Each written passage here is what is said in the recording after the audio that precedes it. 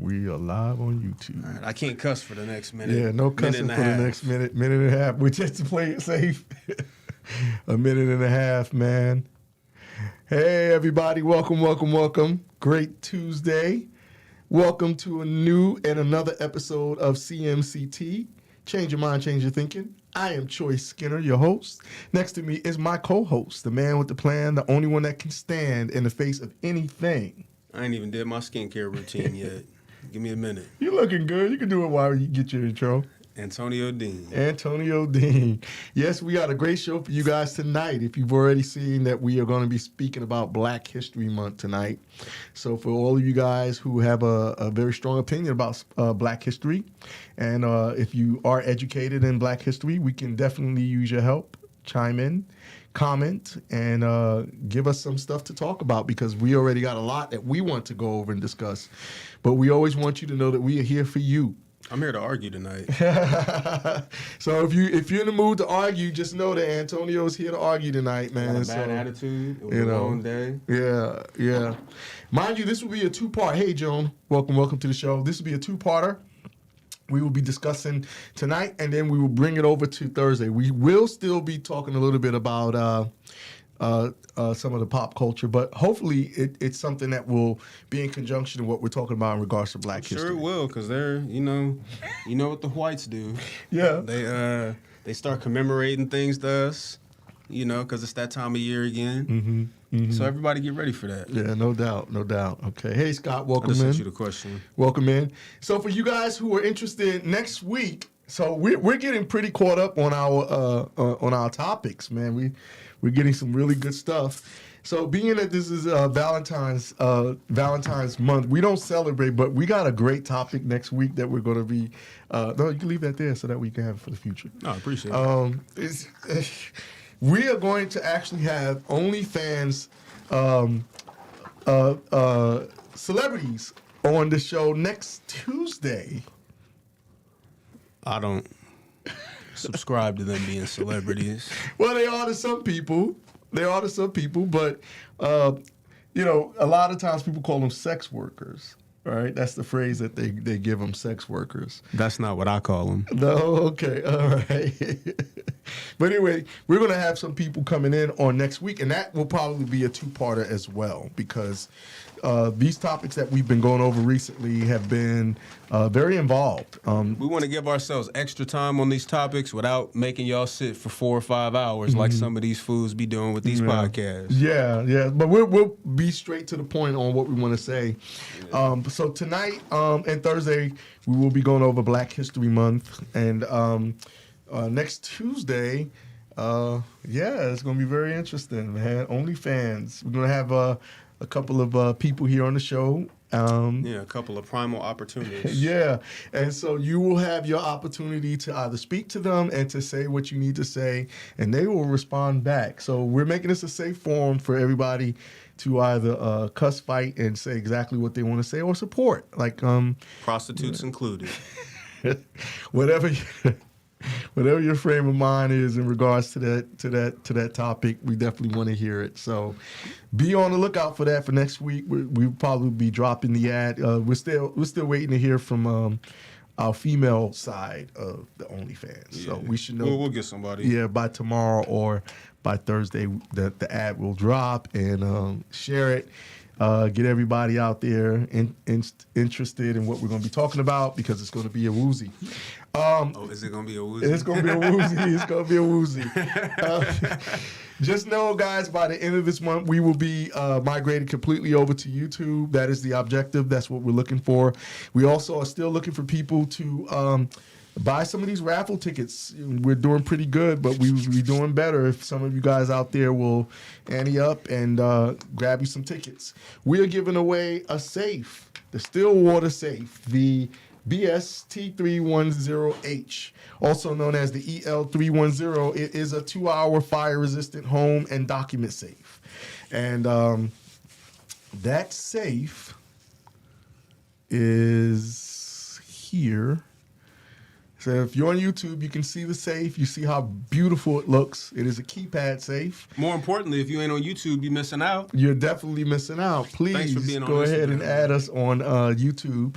Subscribe and like our videos. Even if you haven't seen some of our past shows, take about 5 minutes out of your time. Go to the site and subscribe if you are on YouTube, and also like our videos because that helps the algorithm. Most importantly, like that is the heaviest metric or the most weighted metric in the YouTube algorithm. So help us out. If you don't subscribe, at the very least, hit us with a like. It takes 1 second. Greatly appreciated. Yes, absolutely. So it's a 2-hour fire resistance. It means that the internal temperature will reach up to 350 degrees if the safe is in a fire for 2 hours at 1,875 degree max external temperature.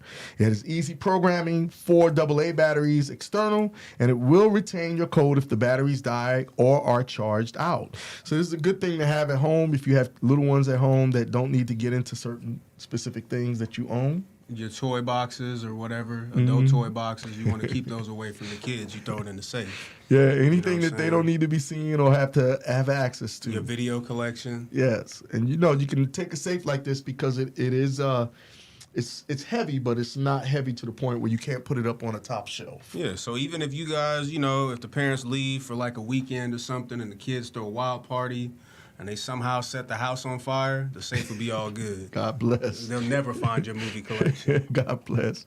Or, all the other stuff that you need to keep secret.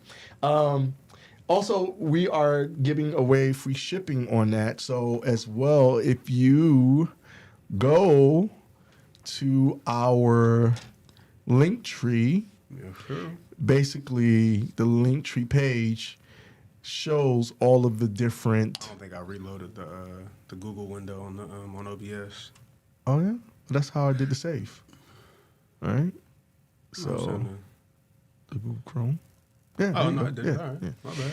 All right, so here with the Google Chrome, if you see here on our CMCT show page, this is where you can go. Hey, cousin, you can go and subscribe to our Linktree if you have Linktree, and then also tip us here. So we're doing a tip as the raffle tickets. If you tip, you get the raffle tickets. You And if donate. you go, you see, And all your donations matter. They mean something. they mean a lot, especially when it comes to helping us out with keeping things going here at the spot. We are raffling off a brand new $750 Stillwater safe. Leave your contact information in the comment when you get a ticket. The ticket options are $5 for 1 ticket, $10 for 3 tickets, $20 for 7 tickets, $50 for 20 tickets, and for $100 you get 50 tickets, which means you get 50 chances to get this safe. And everybody's in it to win it. The shipping for the safe will be for free. And if you know anything about shipping safes, that is a lot of money. More than just even sometimes the cost of the safe, depending on where it's going. So we are making that happen for you. This is our CMCT show page here on Linktree. Please like, subscribe, and share us on YouTube and here on the Linktree page. You definitely want to support us. Any form of support is tremendous.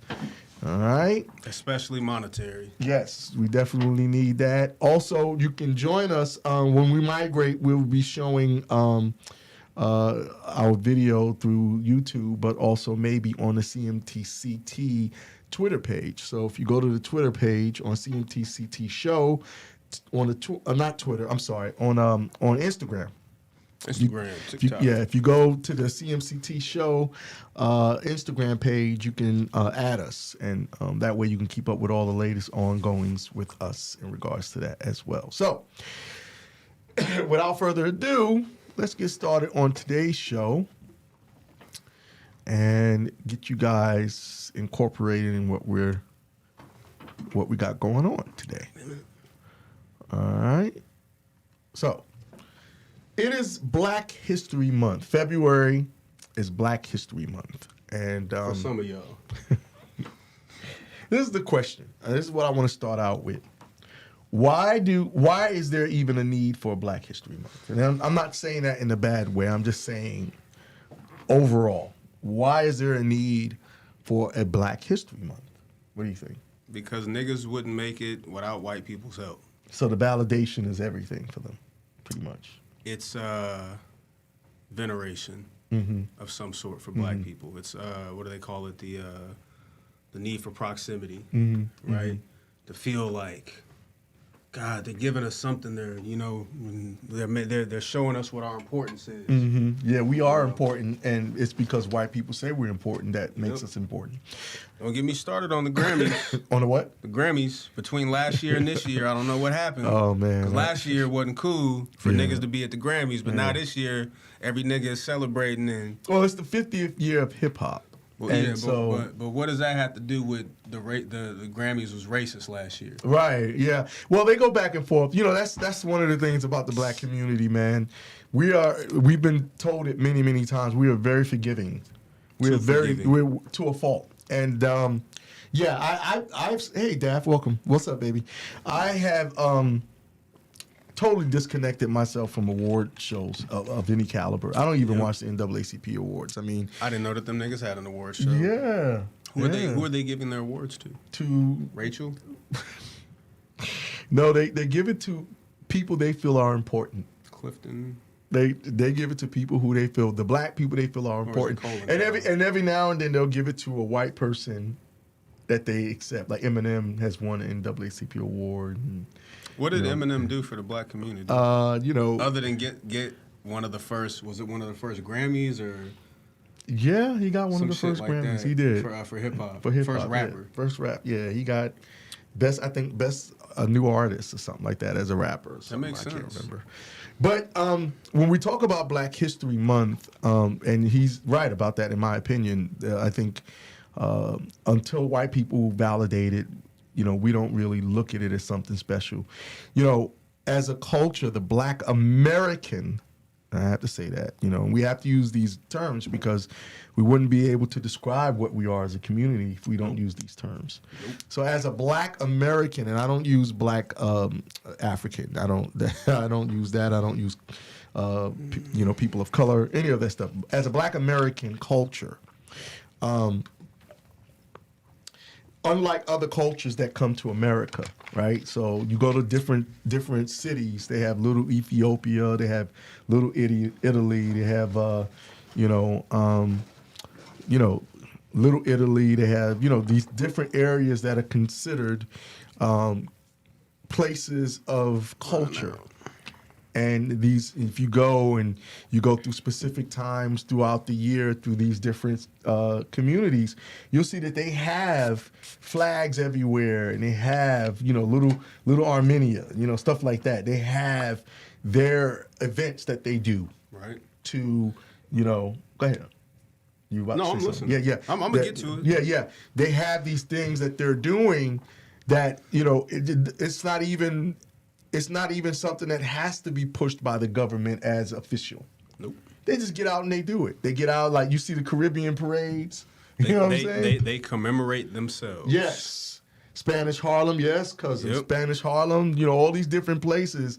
And when it comes to black people, we had to get a month. We got to wait for approval from the state and from the federal government to say, all right, you niggas are somebody. Yeah. You exist too. Here's a month. A whole month. A whole month. The shortest month. On the calendar. Just for y'all. But we're going to mask it with saying that it's because Frederick Douglass's birthday and Abraham Lincoln's birthday, who saved y'all niggas, is that month. So congratulations. Here's the throwaway month. Here's your month. Here's your month. Yeah. So we get a month. Thanks. And the issue that I have with that is that what happens for the rest of the year? Who cares? And right, well, you only really black in February. And do you know it's the oddest thing about it? It's even in the movie industry, it's considered a throwaway month for movies. Yeah. Do you guys know that? February, which is supposed to be, Black History Month, is considered a throwaway month for films. If a film is put out in February, it's considered to be a dog. Well, it's the middle of the first quarter of the year. That's wild, isn't it? So when you look at the level of disrespect, right? The level of disrespect. There's also some other things that happens this month too that kind of takes away from the fact that it is Black History Month. Yep. There's some other things that happens. When you look at it, the level of disrespect, it's like, okay, this is the thing. All right, they gave y'all a month. Okay, what do you do? They gave y'all a month. Well, because for me, it's like all other holidays. I don't celebrate that stuff because I do those things consistently. So when it comes to Black history, I'm constantly studying Black history. All right, whatever that means for each individual, because everybody means something different. You know what I'm If saying? they know Black history. Period. Yeah. You know, what are you doing throughout the month to commemorate it? If is it just a thing of on your Instagram and Facebook, you post something saying, "Oh, this Black History Month." Do you actually look up what you're posting and reposting? Do you look it up? Do you do the information, the work to find out if that information is true? Because I've seen people post stuff and it not be true. It's usually a joke. Mm-hmm. They make up. They pick the ghettoest shit or shit that would be considered ghetto or hood. You know, to highlight and champion for Black History Month on social media. Yeah. So we probably just need to understand the essence of Black History Month. Who created it? Why was it created? I agree. A little bit of the background, and we did that before the show, so that way we can help you guys out there who haven't done the work, right? That we got some information for you. Okay? So, Black History Month, all right, the first recorded instance of Black History Month is 1915. Correct. Carter G. Woodson. And apparently this is something that the association study of Negro life and history. It was an association that created that. Carter G. Woodson, he worked for that. What was that? I had it up here. Yeah, that's it, right? Yeah. Yeah, Carter G. History, Carter G. Woodson. If you're watching on YouTube, we have it pulled up. Carter G. Woodson, and he was the person that I guess maybe he figured that was something that needed to be done. Maybe we have no idea if that was something that had to do with Congress or whatever sort of agenda. It could have been genuine at the start. Yeah. Say. Let's read it for everybody, just in case they're not on YouTube. So, the origins of Black History Month. The story of Black History Month begins in 1915, half a century after the 13th Amendment abolished slavery in the United States. If you're unfamiliar with the 13th Amendment, pick up a book, nigga. We're not even supposed to be able to read right now. So if you ain't doing enough reading to educate yourself, maybe this is the month that will motivate you. You know what I'm saying? Do something with this alphabet.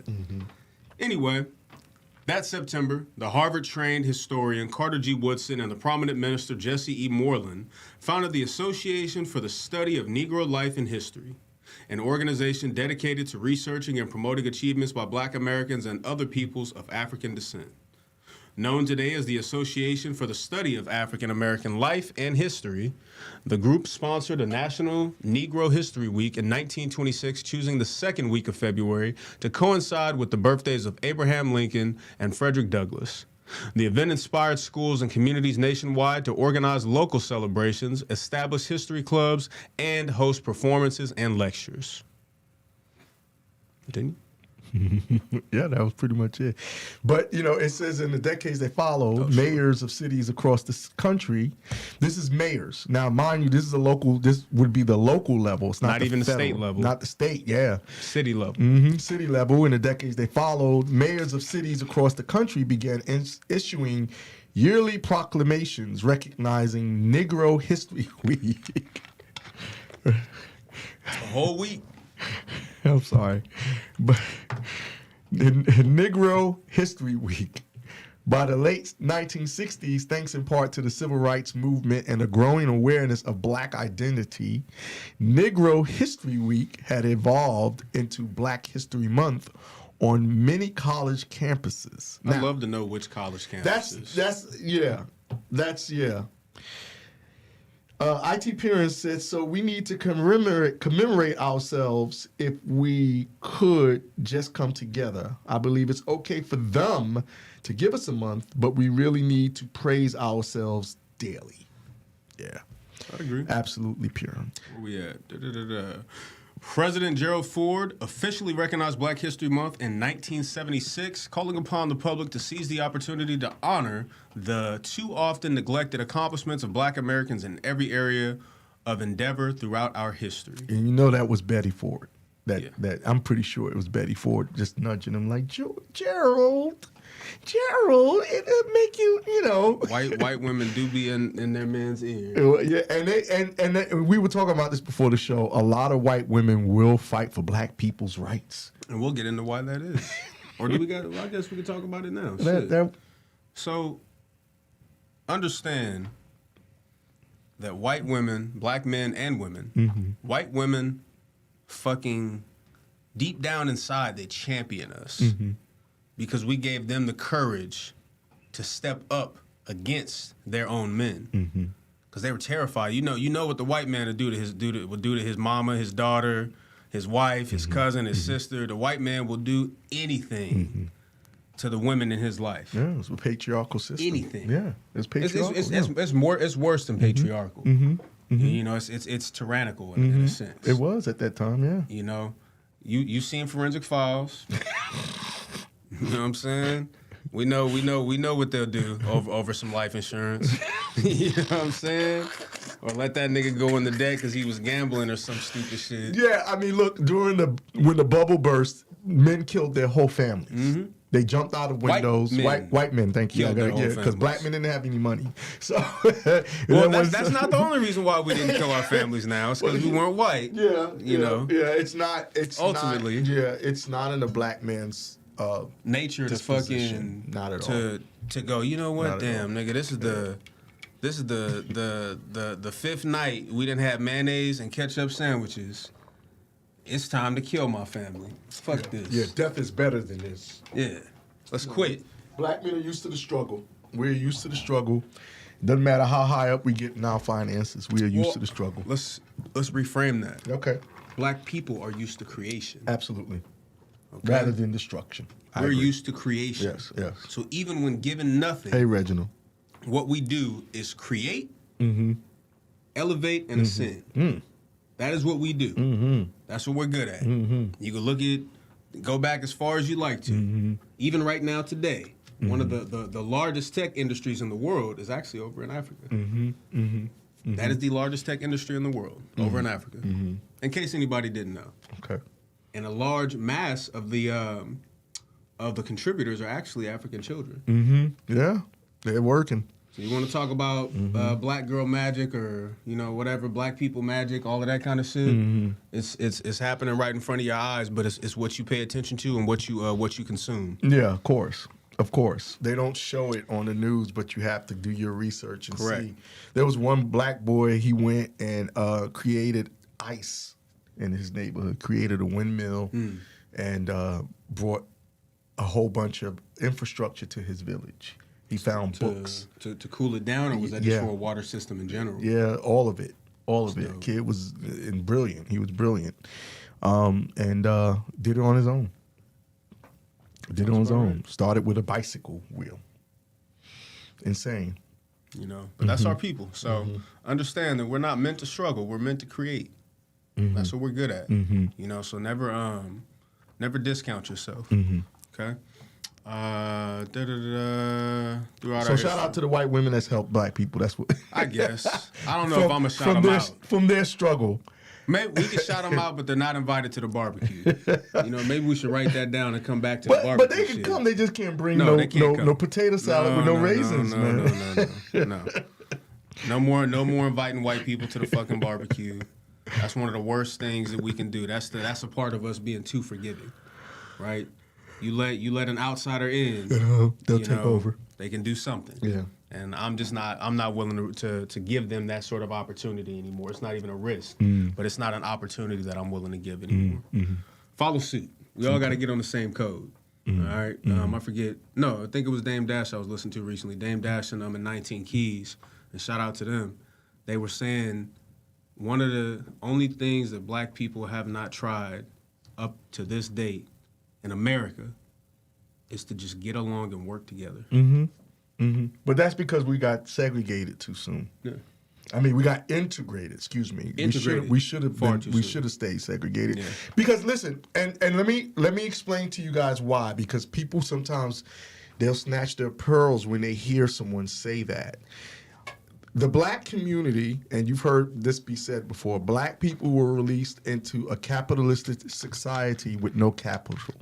No, but we had our bootstraps. That's all we had. And the thing is that we weren't able to create a strong economic structure like a lot of other cultures do. You know, when you got to remember when the Irish people came to America, they settled mostly in New York and during the Midwest. Giving grants. Right. But they fought the Italians. Mm-hmm. And what happened was when you look, especially like how New York is made, if you know anything about New York, which is really a Native American city, like, you know, the Irish and the Italian, they all fought for different parts of the land. Mm-hmm. And so that's why if you go to New York, a lot of things are still Irish run right now. If you go to New York, because a lot of times the Irish and the Italians were fighting over different areas. There's a good movie called The Gangs of New York that talks about that. It's Leonardo DiCaprio and Daniel Day-Lewis, and it gives you an idea of like the first they like you always look at black people talking about their gangs. But the real gangs were those white guys that came from different places and were fighting over land that they didn't even own. Mm-hmm. And the Irish people were looked down as dregs of society.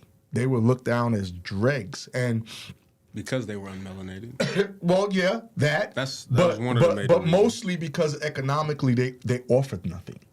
And you got to know that anytime a culture doesn't offer anything economically, they're going to be looked down. They couldn't stimulate the economy or the community. Right. They had nothing to offer. They had nothing. And the jobs were already taken by the Italians and other people who had already been here. And they hadn't discovered raisins yet. Right. So they couldn't contribute. Well, you couldn't make potatoes here. You know, you couldn't bring anything. So when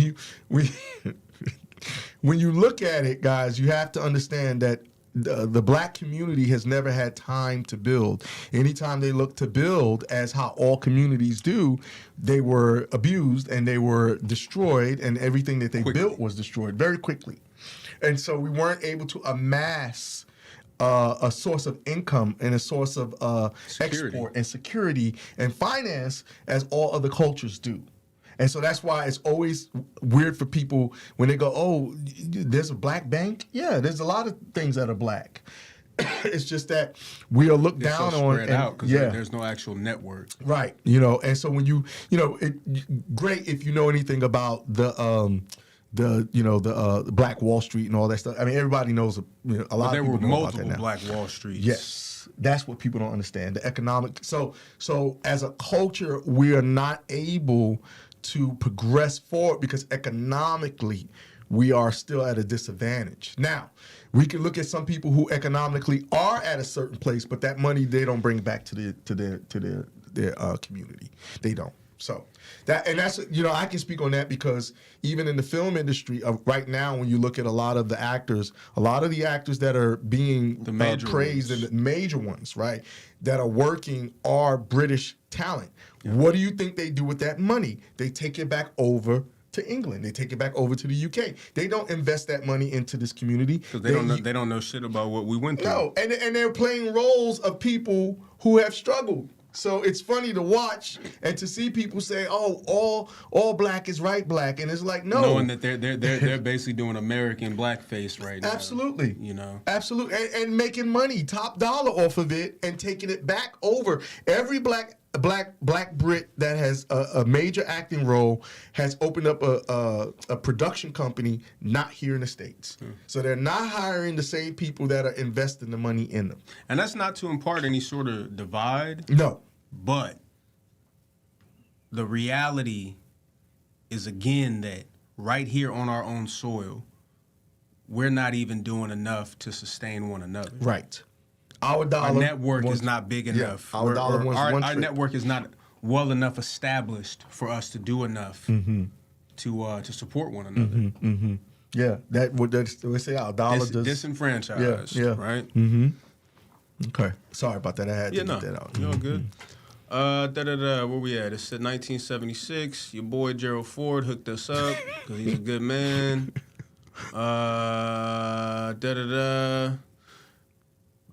Today, he called upon the public to seize the opportunity to honor the too often neglected accomplishments of Black Americans in every area of endeavor throughout our history. Today, Black History Month is a time to honor the contributions and legacy of African Americans across U.S. history and society, from activists and civil rights pioneers such as Harriet Tubman, Sojourner Truth, Marcus Garvey, MLK, Malcolm X, and Rosa Parks, to leaders in industry, politics, science, culture, and more.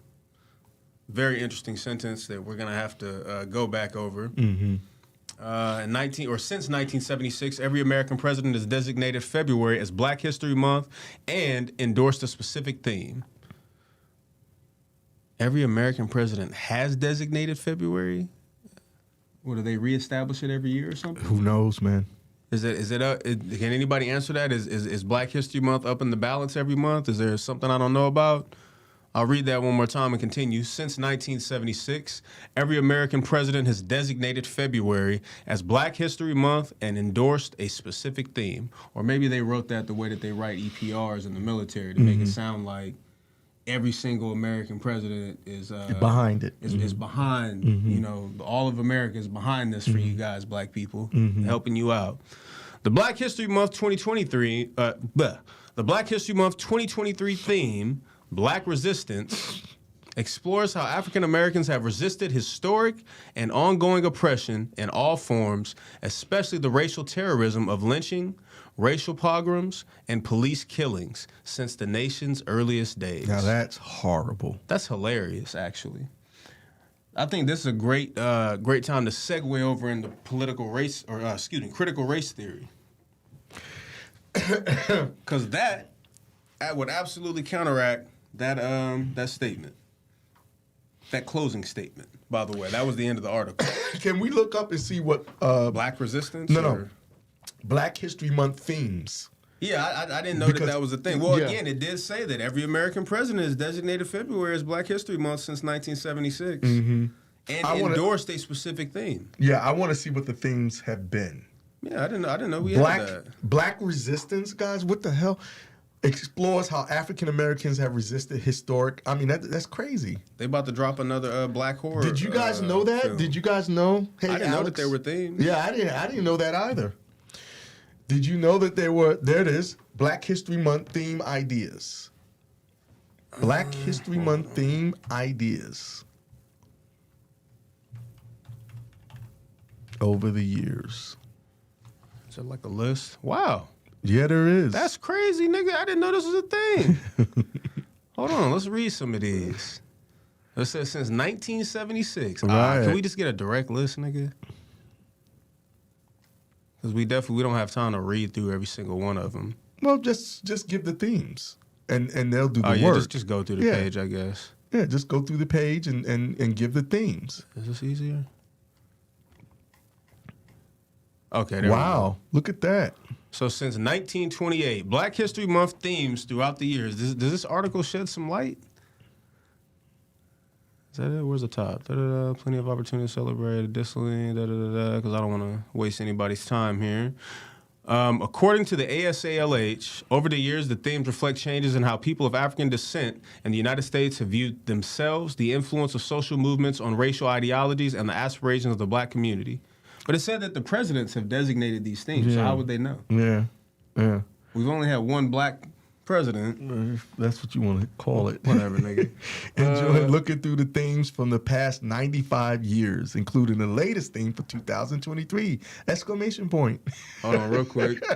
We got Later Muse says, LOL, Black History Month, but banned half of our history books in schools, which is pretty fucking backwards. So it says, so we're going to talk about critical race theory. We're going to get into that. Yeah. Remember, guys, we'll be picking this up too on Thursday because it's a lot. Yeah, and I even realize it. still feel like we're in a rush. Yeah. Because I want to get as much of this, just thought-provoking information to you all as possible. What does it say? The ASALH shares African Americans have resisted historic and ongoing oppression in all forms, especially the racial terrorism of lynching, racial programs, and police killings since our arrival upon these shores. These efforts have been to advocate for a dignified, self-determined life in a just, democratic society in the United States and beyond the United States political jurisdiction. I want to know who runs the ASALH. Can anybody look that up real quick while because we're about to read some of these good things that they picked for us over the years. So let's see. So this is starting in 1928. I'm not going to continue naming the years, but I'm going to just run down the list. All right. So Black History Month themes through the years. Civilization, or 1928, Civilization, a world achievement. Possibility of putting Negro history in the curriculum. So here, hold on. Look, Nigga. this was back in 1929. This is 1929. And then Ron DeSantis is like, screw you. Not even 100 years later. Not even 100 years later, the exact opposite of critical race theory. Ain't that some shit? Wow. That's interesting. Maybe I will read the years, because that was crazy. 1930, significant achievements of the Negro. Thanks, guys. 1931, neglected aspects of Negro history. Okay, well, So in 29, they were like, yo, hold on a second. Wait a minute. No. Somebody was like, okay. Yeah, you can't put all that in there. Where we at? 31. 1931. Oh, wait, no, I already said that. Yeah, neglected aspects of Negro history. 1932, what George Washington Bicentennial Commission failed to do. Why does that have anything to do with Black history? Well, it's not entirely George Washington's fault. It's all of their fault. Yeah, of course, but they want to blame him. Everybody who sat down. They want to blame him. It was before even the fucking Constitution. Because America, or the UK, the Brits, England was over here far before 1776. Yeah, absolutely, yeah. Far before fucking with us and giving niggas blankets and beads and all kind of stupid and shit. diseases. Well, that's why I said blankets. They poisoned our blankets with bullshit or contaminated them. Smallpox. Bitch ass niggas. Anyway, 1933, Ethiopia meets error and truth. What the hell does that mean? Nigga, because y'all couldn't do what y'all wanted to do to them? Is that what it is? 1934, contribution of the Negro in poetry, in painting, in sculpture, and in science. Thanks. 1935, the Negro achievements in Africa. It's their fucking continent. What kind of a fucking theme or statement is that? That don't even make sense. Fucking ridiculous. For anybody just tuning in, we're reading Black History Month themes through the years because as we were reading some or going over some of these other articles, getting ready to break our other topics down, we came across this very curious apparent reality. Yeah, that we didn't know anything and that about. Yeah. there have been Black History Month themes designated by the president every single year since 1976, but this list goes all the way back to 1928. So the presidents have been designating Black History Month themes. It's crazy. That's for anybody just coming in. So let's continue the list. 1933, Ethiopia meets error and truth. 1935, the Negro achievements in Africa. 1936, African background outline. This sounds like a roadmap to them tricking us into believing that over half of us weren't even already here. Right. Sounds about right. And if you don't know anything about that, nigga, we got 2 days. We're going to talk about They're it. establishing the connection. That's what it is. That's what it seems like. So when you go back... So we may have discovered an agenda here. Yeah. This is interesting. Oh, yeah. 1936, African background outlined. 1937, American Negro history from the time of importation from Africa up to the present day. This is a very interesting thing to come across. I wasn't expecting this. 1938. 1938, special achievements of the race. Oratory, drama, music, painting, sculpture, science, and inventions. All right, they already did that. So they did that. So ideas. every 4 years, it seems like. Yeah. Let's see if they do it again. I mean, damn, look. That was 38. 1939, special achievements of the race. Religion, education, business, architecture, engineering, innovation, and pioneering. 1940, Negro labor. That was the theme. It was Negro labor. If you just coming in one more time, we're apparently since 1920-something, American presidents have designated and endorsed Black History Month themes. So if you weren't aware of this, now you are, and I'm reading down the list. My cousin said the president was W. Marvin Dulaney. In that year? Yes. Interesting. Negro labor, 1940, that's right. 1941, the career of Frederick Douglass. To call it a career, that's pretty absurd. That was his battle, his struggle. Nigga, that's pretty fucking absurd to call it a career. 1942, the Negro in democracy. Boom! Look at that, huh? This is fucking insane. If you know anything about blacks in this country, we were Republican before you were Democrats. Because the Republicans were the not the Confederates. They were the Northerners. That's right. The free thinkers or whatever. Yes, sir. Many different names, but they were the blue states, right? Yep. Yeah. Originally, Republicans were Democrats and Democrats were Republicans, and it kept flipping because that's what white people like to do to confuse y'all niggas. 1942, the Negro in democracy. 1943, the Negro in the modern world. 1944, the Negro and the New Order. Wow. This is fucking insane. If I really hope we're not the only people here that are just fucking taken aback, because this is actually kind of crazy. Wow. It's a little bit insane. Say that again, 19. And I would love to know what was happening in 1944. I agree. The Negro and the New Order. That's insane. Yeah, we got to see. 42, we ain't even going to have time to get into this the way 42 was the war, right? Yeah. It ended. Yeah. The Negro and democracy. Okay? Then the Negro in the modern world in 43. So that's, we could say that's the after action effects, right? And then the Negro and the New Order. Wow. I bet you they had that shit already written out. I'm telling you, this seems like a timeline of their agenda just kind of broken down. I can't wait getting into the 20s, you know, the early 2000s to see like really where this shit's gonna go.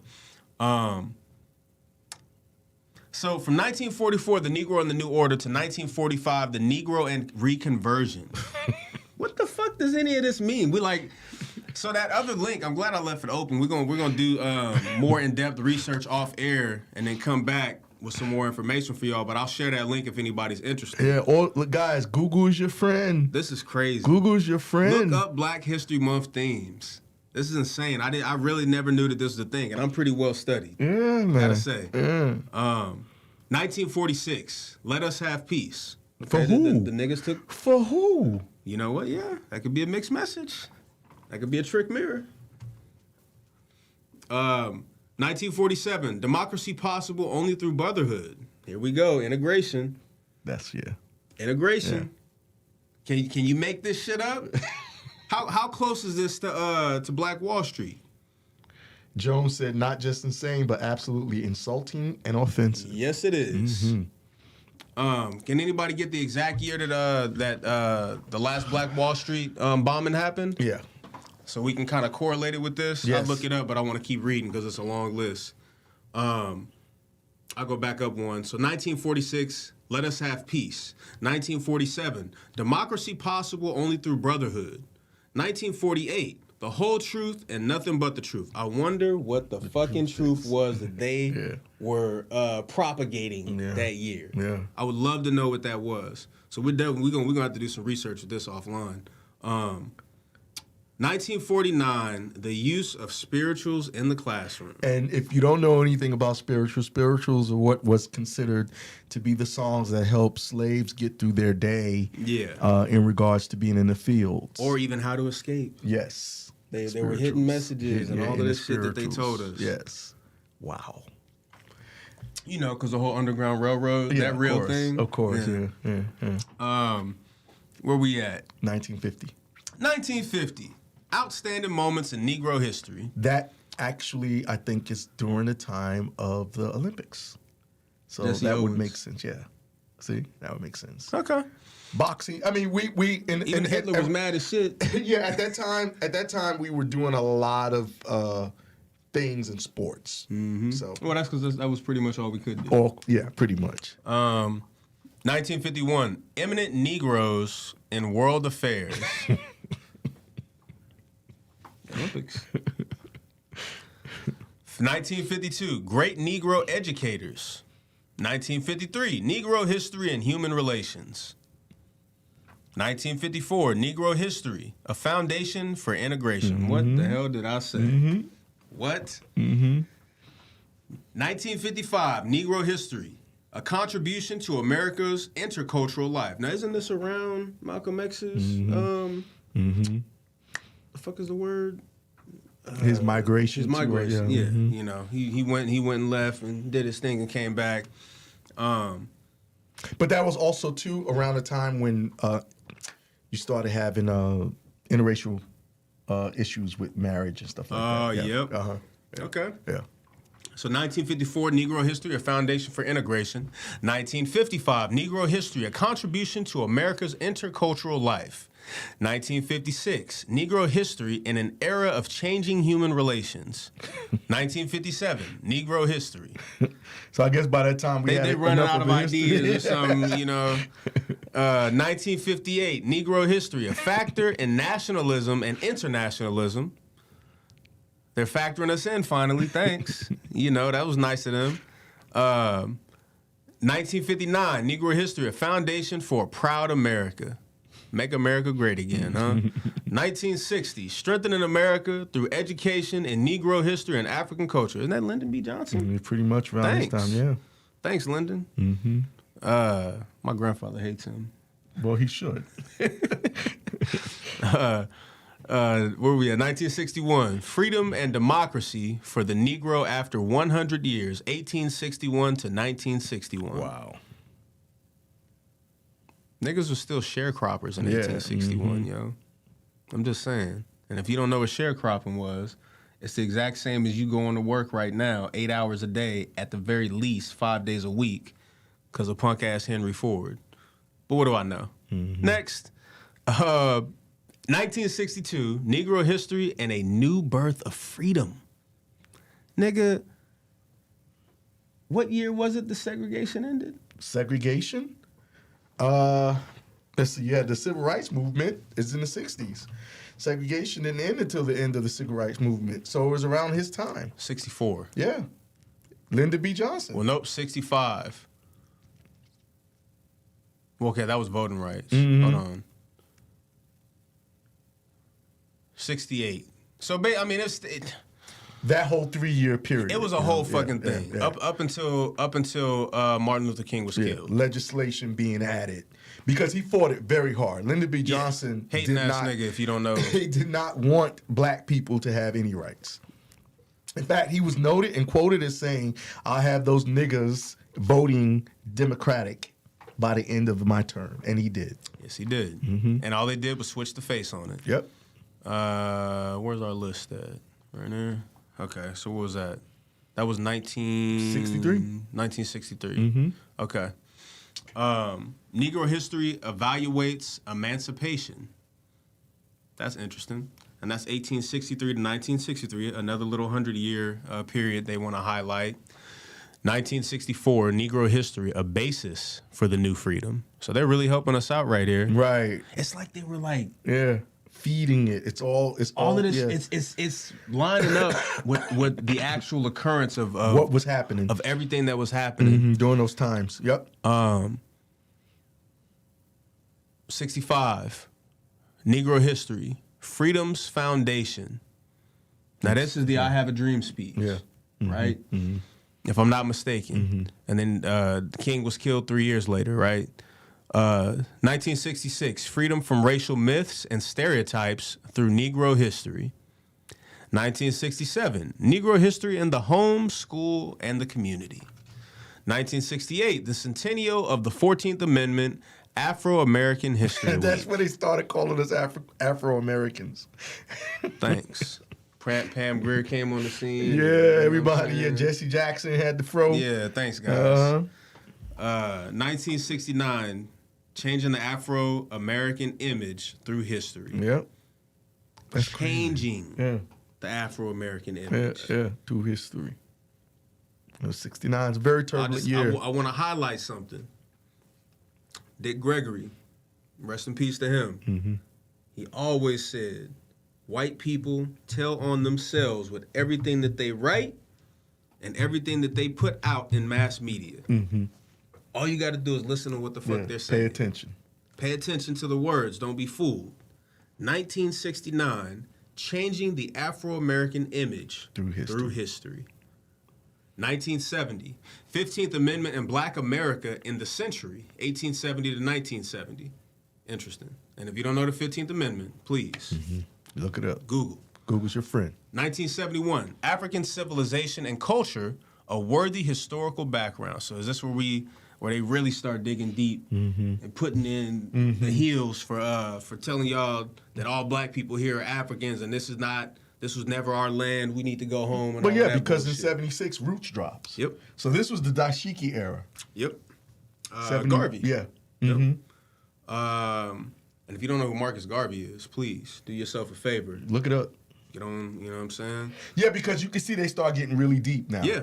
They get really deep. So, where we at? That was 71. 71. 1972, African art, music, literature, a valuable cultural experience. A valuable cultural experience. So it was implemented deeply at that point. They getting ready to start monetizing us. Brother, there was and posters our and people struggle. walking around with the whole dashikis black and going- exploitation era. Going back to Africa. Yeah.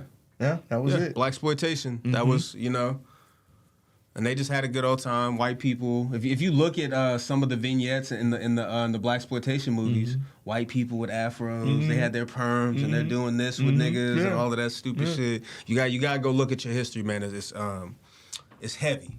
So you go from 71, civilization and culture, a Right. worldly historical background, to 72, African art, music, literature, a valuable cultural experience. Which to me says that they're getting ready to fully monetize this shit. Okay, they're gonna exploit us, right?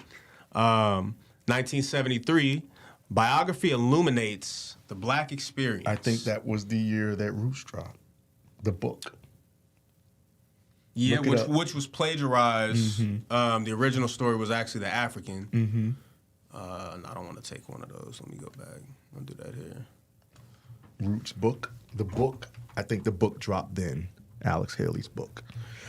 Because in 76, the movie, the miniseries dropped. That's the series. Where's the actual book, though? Saga of an American Family. Oh, come on. Where's the book? Will it tell the year? It was not dropped the same year It should tell. as the It show. should tell. No, of course not. Yeah, let me just go to this and see. Oh, wait, no? Yeah, 76 was the novel. That's crazy. And then 70, That's crazy. 77 was the first. No, it wasn't. It was 76. I'm definitive about it. 76. What's it? Because Bicentennial happened in 1976 in New York, and that's when Welcome in. when it aired. So then 76. But we don't have an idea when the book itself dropped. Publication. It says 1976. Interesting. September 12th. And then the movie dropped that. But again, the African predates Roots, and that was the story that he plagiarized. None of this shit was real. Right. And then Henry Louis Gates Jr. You seen the video? I sent it to you. They basically were all just riding off what the fuck Alex Haley did, which was a scam. Right? And they were very clear about that. You seen them talking to the crowd and they're laughing and making fun of, haha, we tricked you guys. Oprah's not Kenyan or whatever the fuck, all of that shit. Yeah, I you know, remember, yeah. it's a whole fucking thing, man. Okay, so it aired in January '77. That'd be about right. I always, that's for whatever reason, my personal reason on why I think it's always because I remember the cold. So fair enough. yeah. So let's go back. So that was, where were we at? But this is the question that I have, real quick, Okay. because it said the book came out in '76 October. Let's see when the African came out. But this is the thing, real quick, everybody. Listen to this. If the book dropped in '76 in October, the movie aired in January. How many months did it take for them to make a miniseries? Fuck, I'm saying. That because So the whole thing about Alex Haley, and if you know his history, Oh, yeah, I'm very familiar with high-ranking it, yeah. military official in the Navy. Excuse me, Mason, Boulay, of course. You know, that nigga, he wasn't no what is the word? But there it goes right wasn't no there. It angel. says Roots plagiarism suit to settle. But when was the fucking African? I just want to be able to give everybody the name of the book. Pretty sure it was called Does the that say African. $5 million? Is that what it was settled for? Where, up here? Down at the bottom. Which one? Oh, Bethesda, author settles root suit for $5 million. Yeah. was Bethesda the publication author? company, or was that? Uh, Yeah, it was called The African. The African, yeah, you're right. 1967. That's what it was. 1967. The African was the name of the book. So if we can go back and look at that list real quick, it was 67. Negro history in the home, school, and the community. Look at that. And then it ramps up to 73. We'll skip the ones we already read again. But biography illuminates the black experience. Now, Haley, if I remember his history correctly, he's getting ready. He's already out of the military. Well, look, it says in 78 Roots, achievements and projections. Oh, shit, yeah. Well, let's continue on then. And again, for anybody just coming in, I hope you guys are paying attention to this. And this you know, is actually pretty captivating. it's very captivating.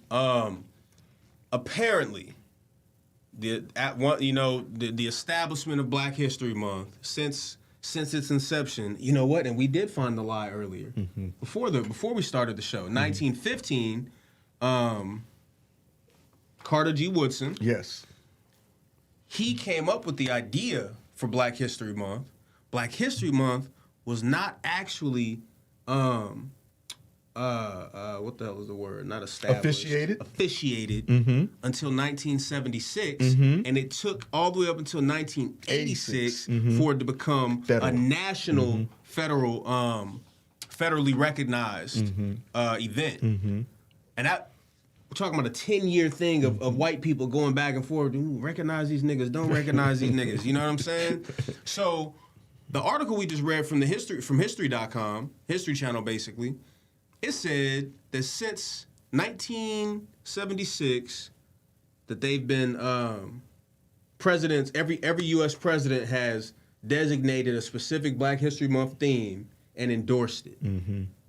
But then we look But at it this wasn't list. an official thing until 1986. Right. And we're talking about, 1915 up to 1986, what is that, 71 years? That's 71 years. But now they have a website here that has a list of themes all the way back to 1928. Just saying. Listen to what they're saying. They lie on themselves. All you got to do is read it. So let's backtrack a little bit. 1972, African art, music, literature, a valuable cultural experience. 1973, biography illuminates the Black experience. 1974, helping America understand. 1975, fulfilling America's promise. Scroll up Black for a second. History Month. And what was the year that the African came out? 60 It what? says 67. 67. Yep. Negro history in the home, school, and the community. Oh, boom. And then the next year, look Yep. what happens. The centennial of the 14th Amendment, Afro-American History Week, and then not long after that was, it brought up the 15th Amendment in 1970. And Black America in the century, 1870 to 1970. So where are we at again? Fulfilling America's Promise, Black History Month in 1975. So Well- how is that the theme before 76 when Gerald Ford? Yes, officiated it. You see what I'm saying? That's what I said. I picked up on it in the first couple of themes that we read. This really does seem like a timeline. It is. of their propaganda actions. Yes. to the black community. Yep. And we'll know the more we read. So let's continue this. Again, 1973 biography illuminates the black experience. 1974, Helping America Understand. 1975, Fulfilling America's Promise, Black History Month, which is the year before it's officiated again. 1976, America for All Americans. Now, ain't that a bitch? The year that they officiate Black History Month, the theme is America for All Americans. And that's not, listen, when you read something like that, America for All Americans, that's not exclusive to blacks. That's somebody hitting you up and saying all lives matter. Yep, pretty much. Because you care about black people. Yep. Or because you care about black lives. Yep. And none of those organizations are for you, by the way. They're all owned by George Soros. That's a whole nother something to get into. But anyway, America for All Americans, 1976. The debut of, the legal debut of Black History Month. 1977, Heritage Days, the Black Perspective, the 3rd century. Makes no sense. The 3rd century since what? Yeah.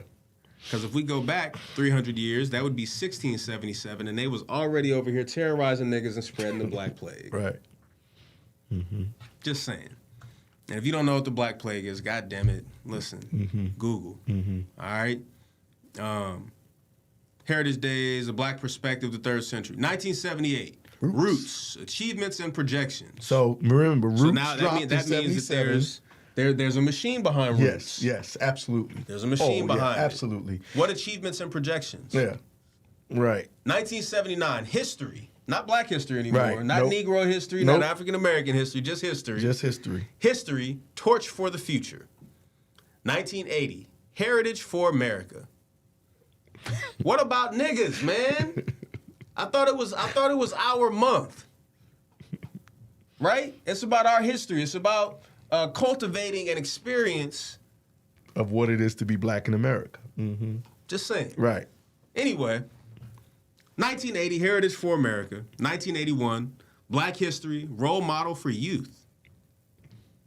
Indoctrination? Well, yeah, absolutely, because this was the beginning of the crack epidemic and the war against drugs. Yeah. War against drugs. Yeah. Yep. Because look what Holy 82 shit. says. Yeah, I see. This is crazy. You can't make this shit up. All you can do is read what the fuck they put out, man. Boy, we need Kevin Samuels to say that right now. You Yeah, can't make this shit up. is crazy. So 1982, Afro-American survival. I'm gonna drop back to 1980 really quick because we're talking about the crack epidemic. of it, yeah. Now the beginning of crack was about 1977, 1978. It's really coming in thick.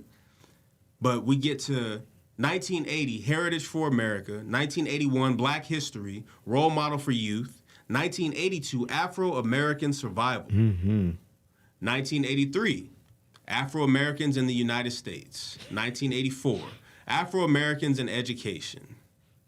1985, and we're talking about the time where niggas is really scrounging for textbooks. You know what I'm saying? They were killing a lot of programs. Killing off the Black Panthers. So many other pro-black groups. And 84, too, if you don't remember, was the greatest explosion of the black musical artists ever in the history of American music. So there was a lot to it was a lot to keep people calm. And you had also during that time sports figures. So you had the boxers, you had the basketball players, you had Michael Jackson, you had Prince, you had Whitney Houston, go and do your research. You had Lionel Richie, you had such an explosion of in the cultural Black movement excellence, so of to black speak. excellence, but only through that movement of entertainment. And it was part of it to keep us distracted. Correct.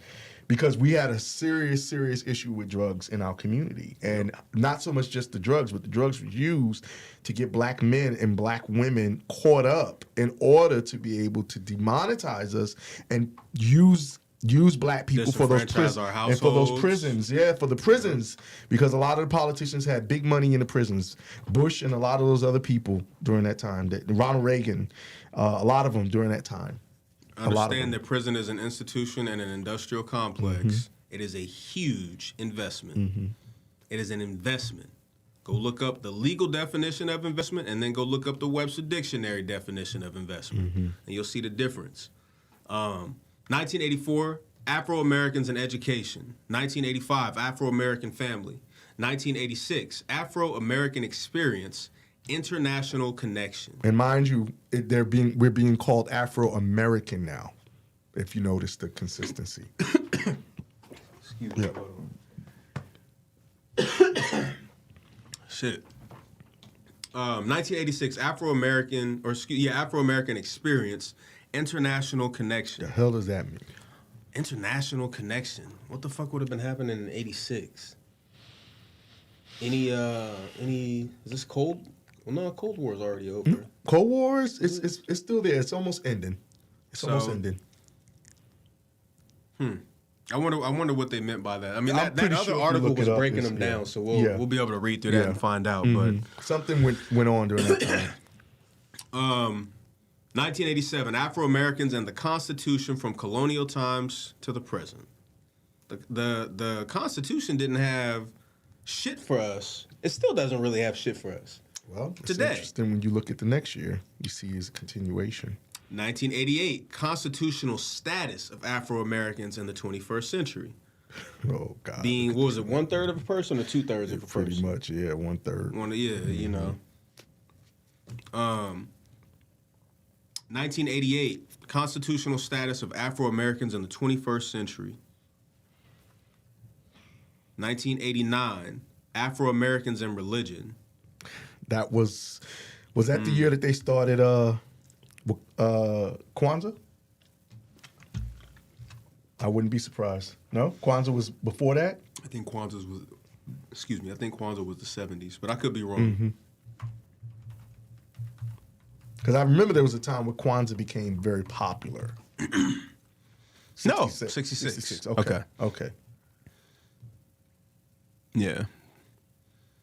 Okay. So then, hold on, I just want to see, what was 66? Freedom from racial myths and stereotypes through Negro history. Oh, that was part of that. That was part of it. Like it lines right up. Yeah, that was part of it. I'm just saying. Yeah, that was part of it. Where were we at? 85? 87. 87. Afro-Americans and the Constitution from colonial times to the present. 1988 constitutional status of Afro-Americans in the 21st century. 89, Afro-Americans and religion.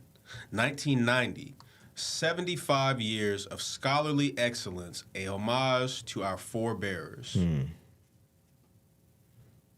Who? 1915, I guess. That would have been W.B. Du Bois? Maybe. Whatever. 1991, Educating America, Black Universities and Colleges, Strengths and Crisis. 1992, African Roots, Experience New Worlds, Pre-Columbus to Space Exploration. Well, it was 80. Well, Mae Jameson. But there was also the Challenger crash, right? And we had a black man. That on the was in Challenger. like 80, that was 87, 86, 87? 86 or 87. But 1992 was, I want to say her name is Mae Jameson. It's been a while, Yeah, right? yeah, you're right. First, That's her name. Yeah, first black woman female in space. So maybe something to do with that. 1993, Afro-American scholars, leaders, activists, and writers. 1994, Empowering Black Americans. So now it changes. Interesting. 1995, Reflections on 1895, Douglas, Dubois, and Washington. 1996, Black Women. Oh, boy. Oh, boy. Because then we get into the, what would you call that era? Really the 90s in general was the flip to make black female empowerment the face of feminism. And the goddess movement. Yep. The goddess movement. puka shells and all that shit. Well, you see it. I mean, it says the next one says, a reprisal. Oh, shit. So 1996, black women. 1997, African Americans and civil rights, a reprisal. I don't know what the fuck changed in 97 that made life so much easier. Nothing. 1998, black business. 1999, legacy of African American leadership for the present and the future. 2000, heritage and horizons, the African American legacy and the challenges for the 21st century. None of this shit makes any sense about anything. So I got hold on. So I want to read a comment and then I got a question. She just says very interesting stuff. So how come none of us ever heard of this? Right. Has anyone ever heard of this? Anybody watching? I'm just curious. I never ever, and I'm, you know how I am. You're in depth. You get in. I feel you. I've never ever heard of Black History Month themes. Just heard it as Black History And I Month. went to school in Oakland, California. Which is I went to school in Richmond, California. Yeah, they're gonna make sure you know something. Nobody ever said anything about Black History Month. The theme of this year, even when they speak about it on television or I've never heard of it. Never mentioned the theme of the year. So where is this agenda seated? And what's the purpose of it? What is the purpose? What's the focus? Because even that article didn't really say anything. It just said that the presidents designate and endorse. So who is it that's behind it? Who's pushing it? Who's, what are the effects? I'd love to know. We're gonna definitely do some more research on this. I didn't expect to come across this because we got a list, but we'll get to it. 2001, creating and defining the African American community, family, church, politics, and culture. Okay. 2002, the color line revisited. Is racism dead? 2003, the souls of black folks, Centennial Reflections.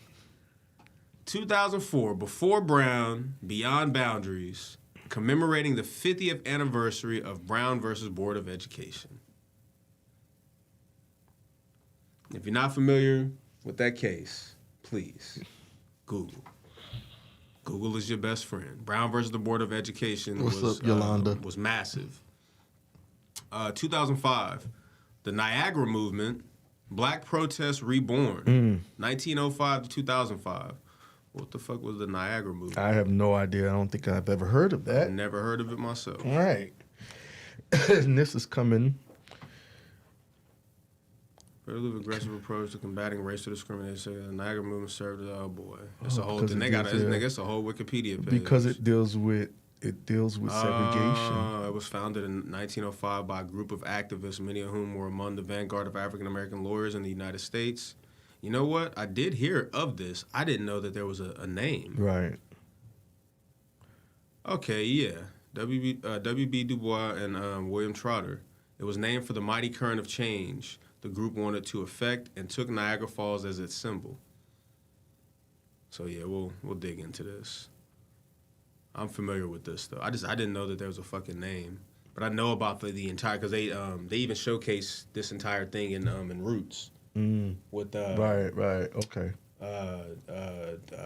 Simon Haley. Yeah, so that gets into that, but we'll come back to that. 2006, celebrating community, a tribute to black fraternal, social, and civil institutions. 2007, From Slavery to Freedom, Africans in the Americas. What the hell? 2008, Carter G. Woodson and the Origins of Multiculturalism. Oh, hell. Multiculturalism. That's the first time we've seen that word on this entire list, by the way. 2009, The Quest for Black Citizenship in the Americas. Jesus Christ. 2010, The History of Black Economic Empowerment. What fucking economic empowerment? What economic empowerment? Other than, nigga, the subsidies that were actually damaging. What the fuck am I at? 2011, African Americans and the Civil War. Black Women in America, Culture and History, 2012. Oh, 2012 has 2. So 2012, Black Women in American Culture and History, and 2012, President Barack Obama, National Black History Month Proclamation. 2013, At the Crossroads of Freedom and Equality, the Emancipation Proclamation and the March on Washington. 2014, Civil Rights in America. 2015, A Century of Black Life, History, and Culture. 2016, Hallowed Grounds, Sites of African American Memories. So a lot of this is sounding like, you know, they've been fighting about them statues and all of that bullshit. Yeah, that's when they were bringing that stuff down. Yeah. What was that? Shit. Hollow ground.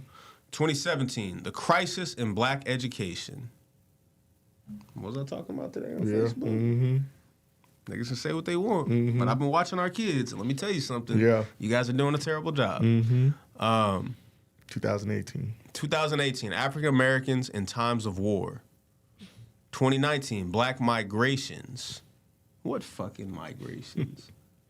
Other than like in the 40s, 50s, and 60s and shit, niggas is coming from the South up to the West jobs, and shit. You know, for we industry. talked about that recently. Yeah.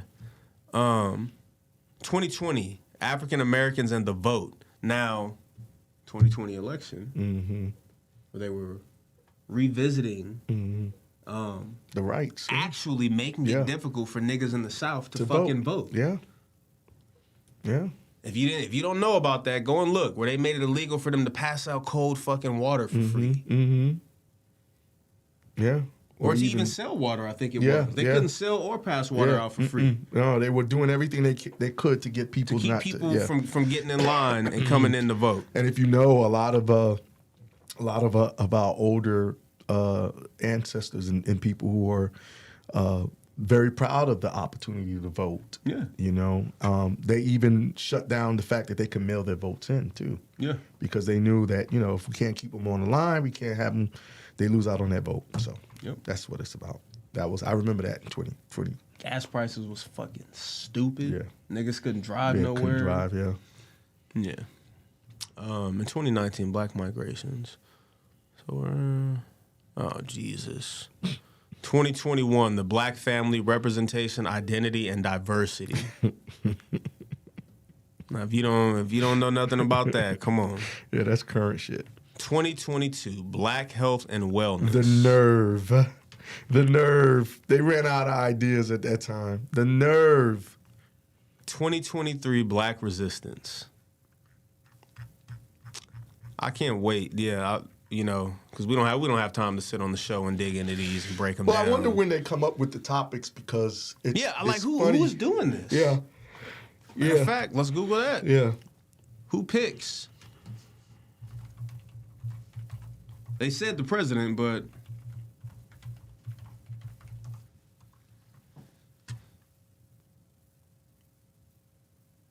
okay, so they designate. So the ASALH designates a theme each year. So it says, for example, Black Health and Wellness in 2022 focused on medical scholars, health care providers, and health outcomes. Which is actually interesting because there's been a surge of Black YouTubers who are astute in health and different biomedical information and sustainment of the Black gene and the body and getting yourself back in better health. Allegedly. So this is something that's probably passed amongst them. Yeah, because I mean they've gotten popular pretty fast, and I don't, I'm not saying that they're passing out bad information or anything, but now knowing about this, it's interesting.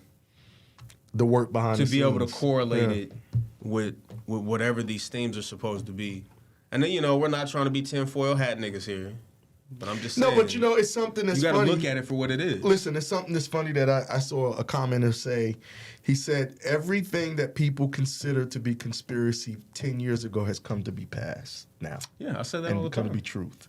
So, when you're accusing someone of being a conspirator or conspiracy theorist or tinfoil hat wearer, you need to be mindful that if what someone told you 10 years ago came to pass, you need to start doing your own research and be more mindful about what you're considering to be conspiracy theory. Like what we're showing you is something that I'm pretty sure we still haven't had anybody in the comments say that they knew about this, because I didn't know. And that's, not that I'm the in all to all, knowledge. I just didn't know that they had a theme every year for Black History Month. I was unaware. You understand what I'm saying? Like, if you're a person where you at least maybe believe in celebrating Black History Month, or you believe that there's an importance to it, how come you don't know that there's a theme? Why? They don't even tell you about the ASLAH in school. No, any of that shit. no, It's never been a part of any curriculum. Yeah. We're just told that this is what it is. It's, you got Black History Month, shortest month of the year, and the throwaway month. And we're setting themes for y'all, and you don't even know. Mm-hmm. Mm-hmm. Yeah. So it's by them every month. But so how come that article from History said that the president designates and endorses? Oh, well, I guess that would get into us finding out who is it that's over the ASLH for real. Mm-hmm. Yeah. So we'll get to that. Rabbit hole gets deeper. Yeah, because I'll sit here all night on Google. We're not gonna do that. We got a bunch of other topics. Mm-hmm. Shit, what do we want to go on to next? Shit. I think you should, critical race theory, and then what we'll do is open up the can on Harriet. So Okay, that'll work. yeah. So a lot of you guys are very familiar with what's going on in Florida with Ron DeSantis and critical race theory. I've seen some of you actually post about it on your Facebook and on Instagram about how angry you are. Let me explain something to you guys. Anger ain't going to ever do anything for anybody. Okay? Well, that's fine. We find another page. Oh, You know who I am? You know what I'm saying? I don't ever doubt. Hold on. What have you done to make a difference in regards to critical race theory? If you know that your children aren't being taught in school the knowledge of the Black history, what are you doing at home? Is there anybody that's teaching it? Is there anybody doing anything different to make a difference in regards to your children understanding the Black history? I'm very big on saying that, I'm a Black American. I have no problem saying that. I've been overseas to other places, and I've seen the contribution that Black Americans have given to this country, to America. This is my ancestors, even if they were here before the Europeans got here. This is their country. The recent the recent ancestors that I have up to my great grandmama, she's got roots here, settled here.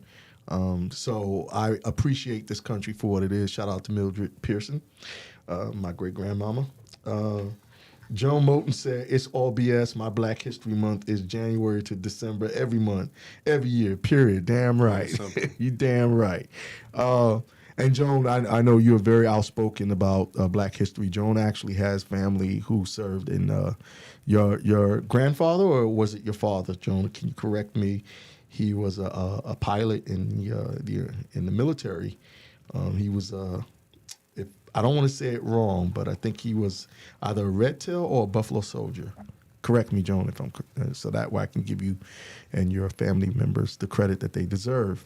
When you have that rich of a history, you guys, the movies that come out barely tell the stories. Like they make a lot of movies about the stuff they want us to know, but they never really tell the stories of the true stories. A lot of these stories are whitewashed, but the true stories of the history of Black people who have made contributions and have done things, they never really tell those stories. And there's so many people that have these amazing stories. She said, "Oh, your dad was a Tuskegee Airman." I knew it was something very prolific and profound. And yeah, absolutely. Thank you to him and to your family for the contribution.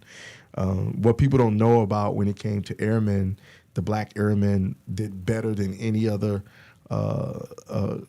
culture of people throughout World War II and World War One. Man, they had an opportunity. They went to work. Henry Johnson is a story that I want to tell. It's a film that I'm looking still to get on screen. Henry Johnson was the first G.I. Joe, pretty much. You know, he was a true hero, man. This guy fought off over 21 German Krauts, man, during one night. The damage that the man sustained was unprecedented, and he lived to tell his story and kept the front line strong and unpenetrable.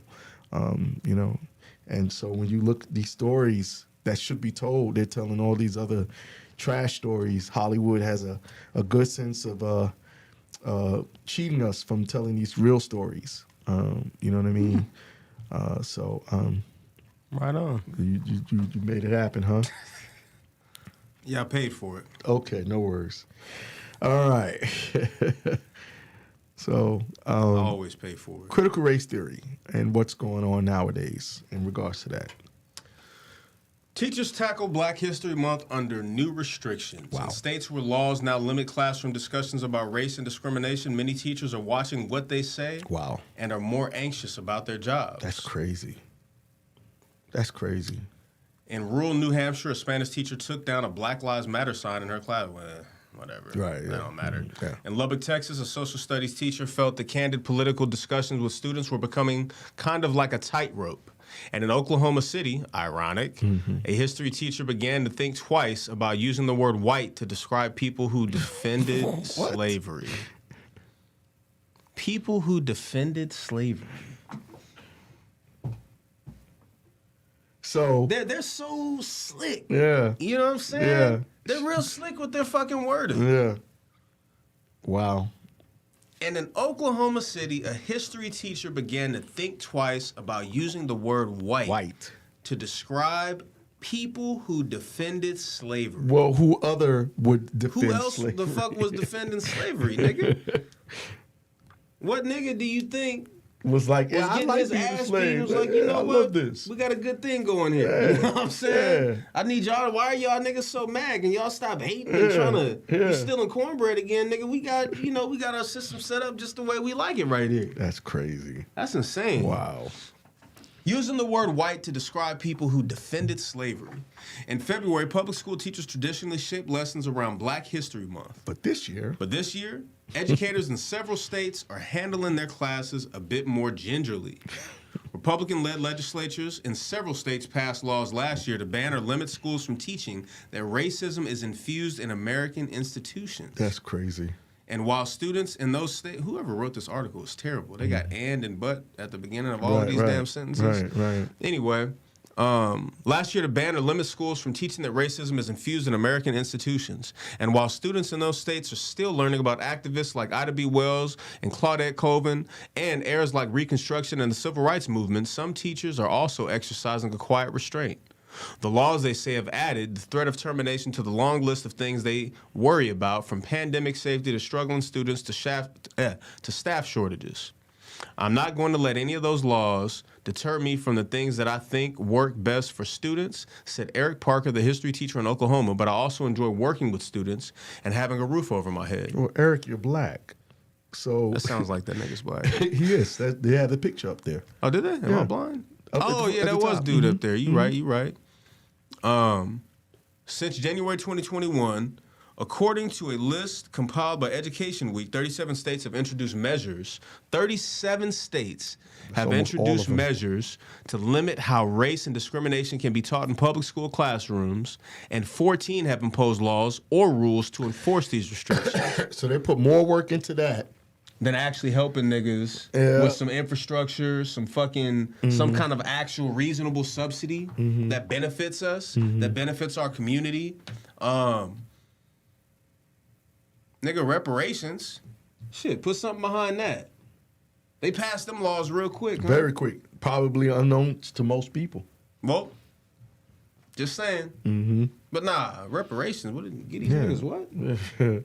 A chance to succeed? Nigga, a chance to breathe softly? Shit. To enforce these restrictions. This legislation is very nebulous said Grace Leatherman, the executive director of the National Council for History Education. There is certainly a chilling effect. Some teachers say the laws seem like politicized distractions removed from the reality of modern classrooms where lesson plans adapt to students' needs and curiosities, which is bullshit because that's not what education is about. No. Not standard education. Right, there has to be a baseline. Yeah, of course. Has to be a baseline. You build from somewhere. Curiosities begin to take place more so in high school and college. Yeah, people have to understand that the reason why Black history was instituted into schools was because there was, first off, the integration. Yep. So white kids need to know who Black people really was.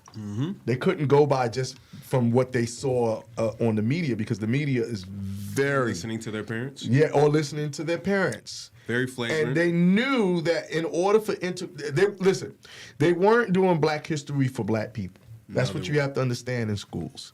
They were doing it for the kids of white families to understand Black people in a better way. That way, that was the only way that integration would work, because it wouldn't work any other way. Nope. Look, go back to that list and see what they said. That list was insane. The list actually gave a year when they integrated and was seeing about how Black people can work in society. Yep. So Black history was as if given, we're a science project or some sort. Well, absolutely. But I mean, before that, a lot of Black people were looked as monkeys, and as from other countries. Because I mean, look if you look in the 50s and you look at what was on television about Africans. There was Tarzan. How small their brains are. And remember Tarzan? You had Tarzan. You had the book of Ooga Booga. If you've never seen the original depiction of Tarzan, Umgawa. give it a gander. Yeah. So that's my point. No, I agree with you wholeheartely. Excuse me. So there's no need for it in their minds anymore, because now they want to basically. For the white kids. For us, it's definitely, it's more damaging to us than it is to even take it away from the white kids, since there's no more racism. Absolutely. They don't want our children to remember or to know what it was that happened to us here. Yes, absolutely. And that is extremely damaging. Yeah. That's rewriting history. And it has no positive effects on our community. Yeah. Yeah. No positive effects on our community. We haven't even established any sort of rotational wealth or circular wealth of any source in our community. Doesn't exist. We haven't even done that yet. But you're going to take away our history? We already don't know Native American history here in the U.S. Or indigenous history here in the U.S. You've already done away with that. Now you're going to do away with the last bit? Whether it was real or not. Right. It has been our reality for hundreds of years now. Yes, that's right. And you're going to take it away from these kids, so then they really don't know who they are. They really won't know where they come from. But then, see, that's part of the programming, because then you can put into them what you want. Which leads into the next point. A lot of these textbook companies, Macmillan something, to name one of them. Macmillan and Gowan, I think. Yeah. Gowan, To name one of them. There's lawsuits against them right now for changing the wording. Yeah, that's true misinformation. Like all this stuff that people say. Fake, what is it? Fake news. Fake narrative. Yeah, all of that bullshit. They're rewriting the frame of reality around slavery. And also the civil rights. That slaves were helping white they people were indentured till servants. the land. Yes. Create a better environment for everyone to live here in the U.S. We were helping them. I got up and put on my, my straw shoes and shit. Sure. You didn't want a nice house. You like the little shanty shack you had. The cabin was cool. McGraw, there you go. McGraw. Yeah. But I'm old nigga, we ain't in school. Shit. You know what I'm saying? Thank you. But it's really... You love for them to crack that whip when you were slowing down. My great grandmama used to tell us about what it was to pick cotton, because she picked her cotton. hands, I'm sure. Yeah, Jesus. Yeah, she used to tell us about it, and so a lot of our ancestors are moving on, and she was a sharecropper, something, yeah. my great grandmother came out of slavery, bro. Yeah, your grandma would have been a part of the sharecropping. Yeah, my grandmother was. Yeah, my great grandmama came. Yeah, she looked like a Native American. Like I said, one day I'll bring in a picture of her. You know what I mean? Yeah. But Mildred Pearson had one of them. I remember one of her old photos. She had one of them Lucille Ball type. See. So black women have always been able to make their hair look a certain way. Yeah. You know what I mean? They've always been able to make it look a certain way. But they stay away from that lie. That lie used to bald a lot of black women, man, because they were getting their hair like them white women. Yep. Can you imagine if they were able to keep their hairstyles? Man, their hair was so long, just naturally long, Especially being out in the sun, like that. Yeah, and the genetics, like I said. I was gonna say, if yeah, it's a whole thing, man. But let's see where we at. I'm gonna reread that. Yeah. So this legislation is very nebulous, said Grace Leatherman, the executive director of the National Council for History Education. There is certainly a chilling effect. Some teachers say the laws seem like politicized distractions removed from the reality of modern classrooms where lesson plans adapt to students' needs and curiosities. God damn it. I was trying to hold on to this thing.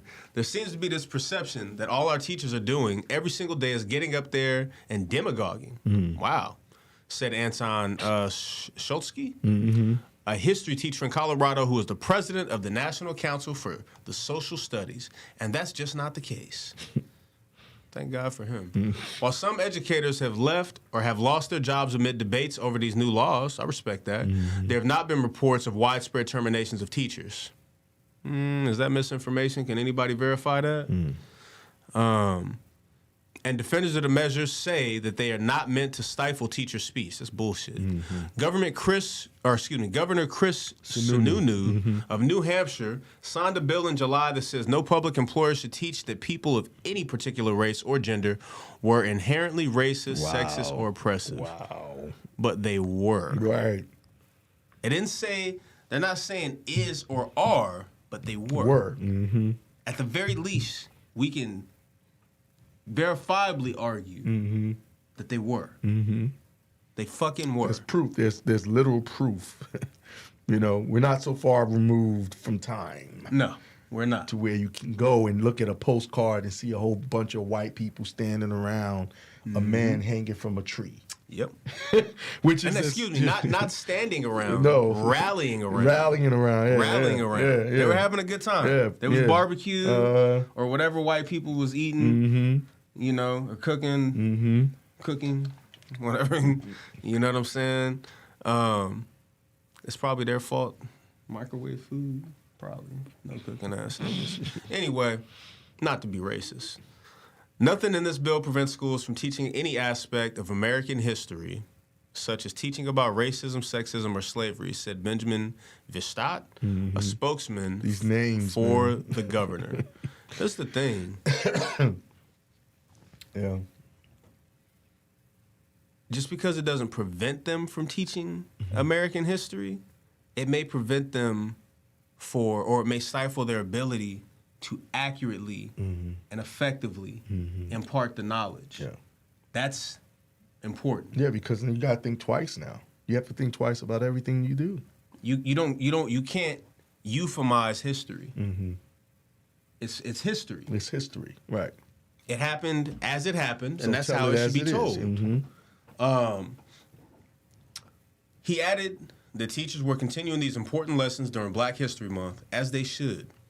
David Bulliard, a state senator who sponsored a similar law in Oklahoma, has said that it is false that the bill prohibits the teaching of racial topics or history. According to the state's academic standards, American history classes can still cover a range of figures, pay attention to the language, can still cover a range of figures and subjects, including slavery, the abolitionist movement, the Tulsa Massacre, W.B. Du Bois, MLK, Malcolm X, and the Black Panthers. But in Oklahoma, as in several other states, the law bars educators from teaching that people are responsible for actions committed in the past by other members of the same race or sex, and from telling students that anyone should feel discomfort guilt, anguish, or any other form of psychological distress because of their race or sex. I wonder how much that goes against what they've been pushing in regards to young people learning about the gay movement. You know, about That's an excellent. yeah, because Excellent a lot of question. that has been, you know, that has been pushed in these schools, Stonewall and all that other stuff. Even have you seen those cross-dresser classes and all of that bullshit in kindergarten, first grade? Bringing cross-dressers to the school to explain and sensitize the kids or desensitize the kids to the shit. About the differences of sex. Yeah. Any event, I wanted to read these two because I agree with the first portion to an extent. The law bars educators from teaching that people are responsible, and they mean white people, that white people are responsible for actions committed in the past by other members of the same race or sex. I could agree with that for the most part. And from telling students that anyone should feel discomfort, guilt, anguish, or any other form of psychological distress because of their race or sex. Yeah, but you don't have to tell anybody that. If they come up with that, that's something that needs to be discussed between the kids and the parents. Or the school counselor. Sure. You know, I mean, it's listen. To try to tell someone how they should or should not feel about the information that they receive. It was never that way. In Black History Month, I remember it still to this day in junior high school and in elementary school, junior high school, even after Roots, man, when cats went to school, you know, and how we felt after, you know, watching Roots and stuff. You know, it was never anybody's agenda to make white kids feel bad. You know, I don't remember any of that happen. I don't remember a white teacher who was teaching, you know what I'm saying, Black history, telling you white kids should feel bad about what your ancestors and our ancestors did. We should feel bad. You know what? Let's all apologize to the black kids in class right now. If you don't apologize, nigga, no recess. Get out. Yeah, no recess. Get out. No lunch for you. Paddled. Yeah. You know what I'm saying? No, never happened. I remember my mom and dad telling about when they were in school. They're like 12 and 13 at the time that the Roots hit the scene. They're middle school. They said white, at least in Oakland and Northern California, there's still Black Panther-ish environment, and I said them white kids was getting their asses whipped at school over Roots. You know what I'm From saying? the kids, the other kids. From the other kids. Yeah, of course. Because they seen this, they were watching the shit at home and going out like, whoa, this is... And, goddamn, this is a perfect segue into Harriet Tubman, but we're not going to have enough time to finish it. But they were up there whooping them white kids' ass over that shit. Because they had never heard anything like that before. Never seen anything like that before, right? No. So that gets into this. Because we're going to end up touching back on critical race theory anyway. If you have grandparents or great-grandparents up and about 65-year-old plus range, go and ask them if they know who Harriet Tubman is. My grandfather didn't know who that was. My grandmother was familiar. She had heard about it, but she didn't know who that was. And my grandma, y'all don't know my grandma, but she's very pro-Black. So was my grandfather. My mother, not even 60 years old yet. She didn't really know who the fuck Harriet Tubman was until we came home talking about her. You know, in high school and shit. I'm 28. So my mom was born in the 60s, and she had never really heard of who Harriet Tubman was. I never heard about it until school. Same. So, same deal.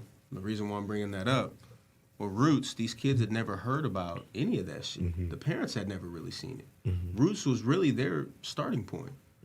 All niggas knew at a certain point was, this is what the fuck we're dealing with right now here in America. The civil rights movement, segregation.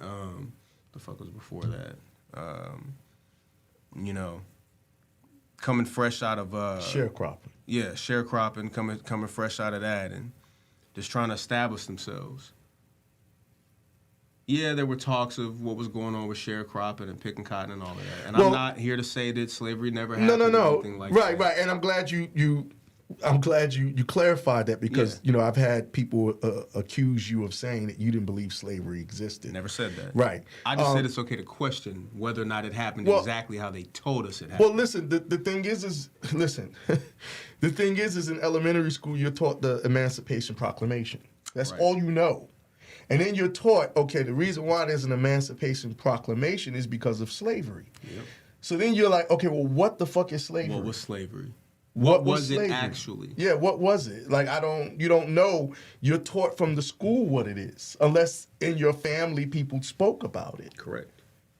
And how many families do we know actually have people who spoke about it besides learning from the school? So that's a good way to say it. And my family is from the Deep South. My family is from the Deep South. I'm only a second generation removed from the South. So basically, what we're adhering to is that everybody wasn't slaves. I'm just saying it's okay to question it. No, let's keep it real. Everybody here in America was not slaves. Oh, well, yeah. And by saying that, we can get the audience involved by saying, okay, now between here and Thursday, we want you guys to go to your families and start to ask questions. You know, go and talk to them about you'll probably have to call them Native Americans, but the indigenous people here. You know, my grandmother on my dad's side, he's my stepdad, but my dad, she used to tell us all the time, shit, y'all niggas ain't Africans. She's like, you know what I'm saying? Her and her family from Texas said, y'all nigga, we ain't African. Okay. We was already here. Okay. She used to say that all the time, but I didn't know what the fuck I'm trying to play PlayStation at grandma's house, nigga. You know what I'm saying? Right. And mind you, we're not taking away anything from antebellum South. That existed. No, of course there existed. were people who was whipped and they were kidnapped from their homes and they were treated like chattel. But was it fully under the guise of slavery? Is the question. Okay. As it was told to us. Okay. Not saying it didn't happen, but did it happen as it was told to us? On the amassment of what you're saying, the level of it. It's okay to ask that question. Okay? I thought somebody... But, so anyway, so the reason why I'm saying that, if our parents... And I was born in 94, my parents were born in the 60s. Well, before we do that, let's go and check and see when they started teaching Black history in class. Because we have Black History Month. We've established that. But let's get an idea of when they started teaching Black history lessons in class. And then what we'll do is counter it to the year of what Black History Month says. Oh. Between 1915 and 1950. That's bullshit. Because the schools were segregated. So of that course. doesn't even fucking count. Of course, yeah. That's this interesting. says. Wait, no, that's Black History Month. No. When did Black history start being taught in schools? It says 61.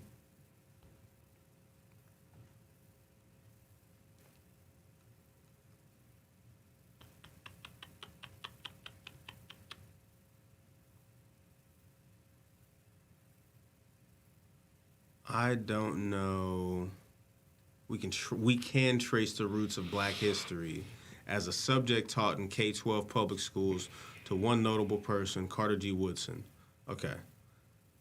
Those are Black schools. We're talking about American public schools. Integrated schools. Yes.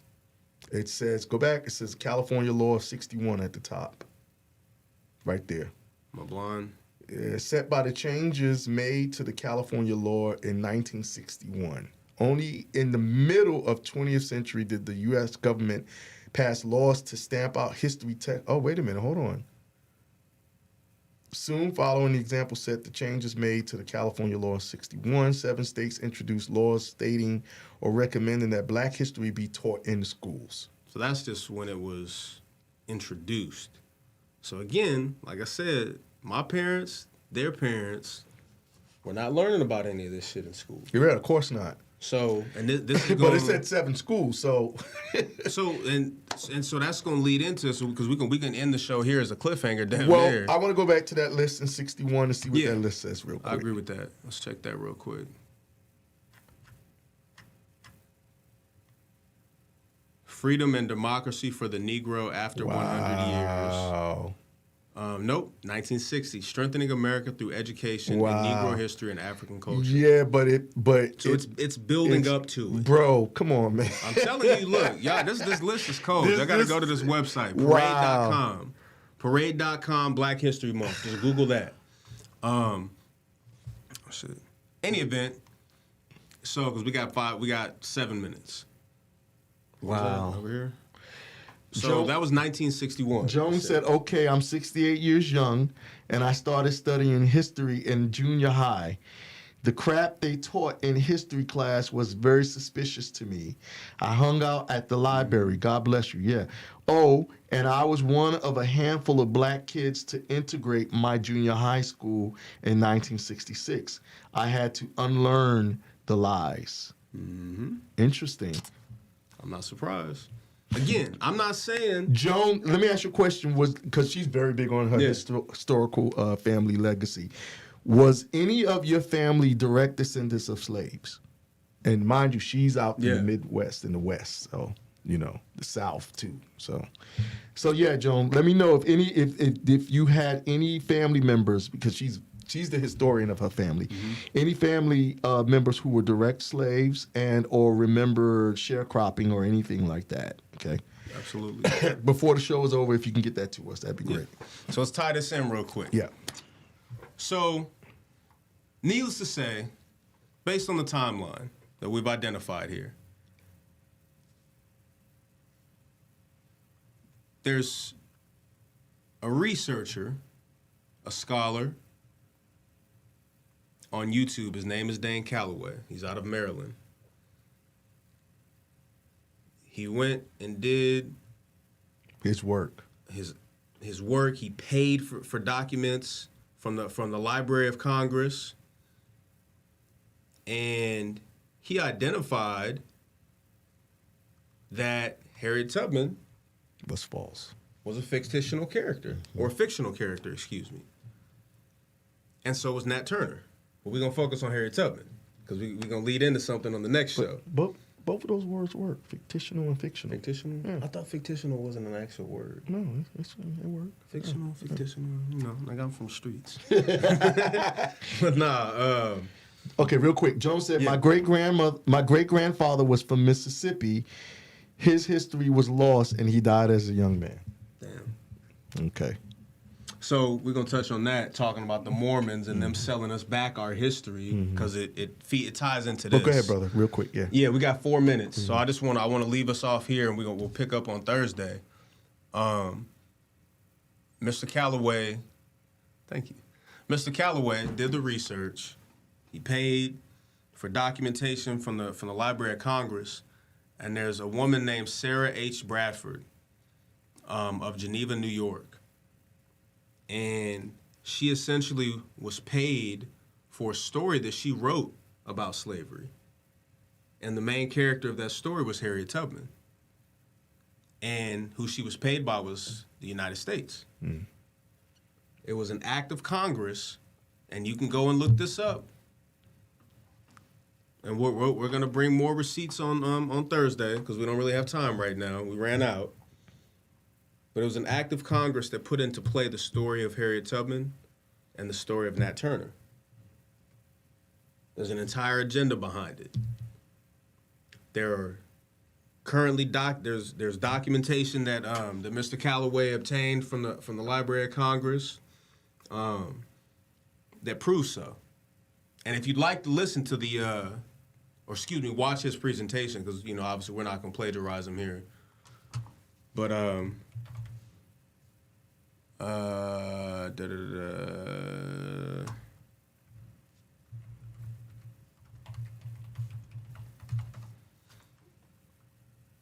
where's that video?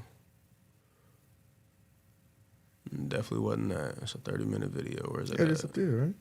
Harriet Tubman and Nat Turner, fictional. Oh well, yeah, that was the full. That was his live feed. That's an hour and 47. I'm trying to give them something. I want to lead them to the 30-minute right there. joint. Dan Calloway. This one. Yeah. Harriet Tubman is a fictional character created by an act of Congress. If you go on YouTube and you type that in, Harriet Tubman is a fictional character created by an act of Congress. The YouTube page is Dan Calloway. Now, mind you, I heard of this before Dane Calloway. So I've been hearing.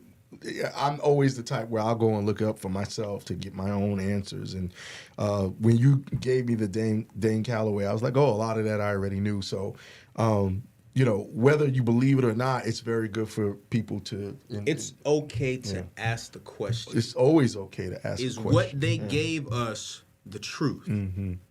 There's absolutely nothing wrong with asking that question. Yeah. Is what we were fed, what we were given, what we were taught, is it the truth? Mm-hmm. So you shouldn't be so high and mighty about in your feelings about stuff that, unless you yourself have researched completely to get your own answer, you shouldn't dismiss it. You should definitely look into it.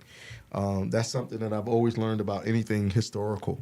I agree. Which is kind of why, if you know anything about the Electoral College, it will give you a total different understanding about voting. Because I was just like, that doesn't make any sense. And it always made me have a different idea in regards to about voting, the Electoral College. So anyway, we knew this night was going to go by fast. I knew it. That's why I said we might as well just run it into Thursday. Yeah, so we'll do a little gossiping on Thursday too, but we're definitely going to give you more information on this. Hopefully you guys have learned something tonight. Hopefully you're going to do your own research. And hopefully we'll have some interaction on Thursday night, whether you agree or you disagree. Let us know. If you come up with something that disputes anything that we said, let us know. That's kind of why we're doing what we do. Change your mind, change your thinking. I came here to fight and nobody showed up. They don't want to fight you. Yeah. I'm going home with the belt. I know martial artists that don't want to fight you.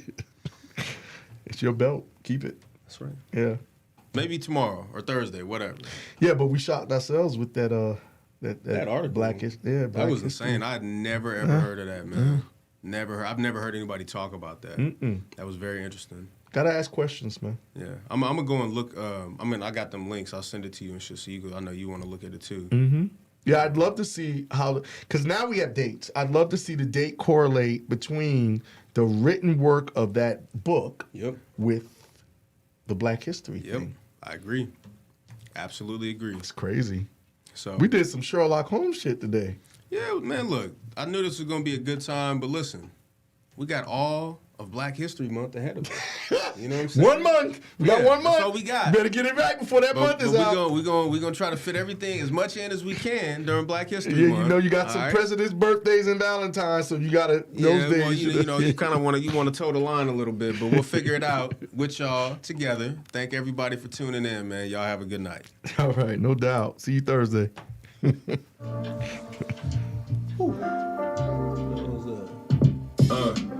Muscles on his lonely back. Hustling common fact. I've been on the grind so long, hoes could never call me that. Please keep it short.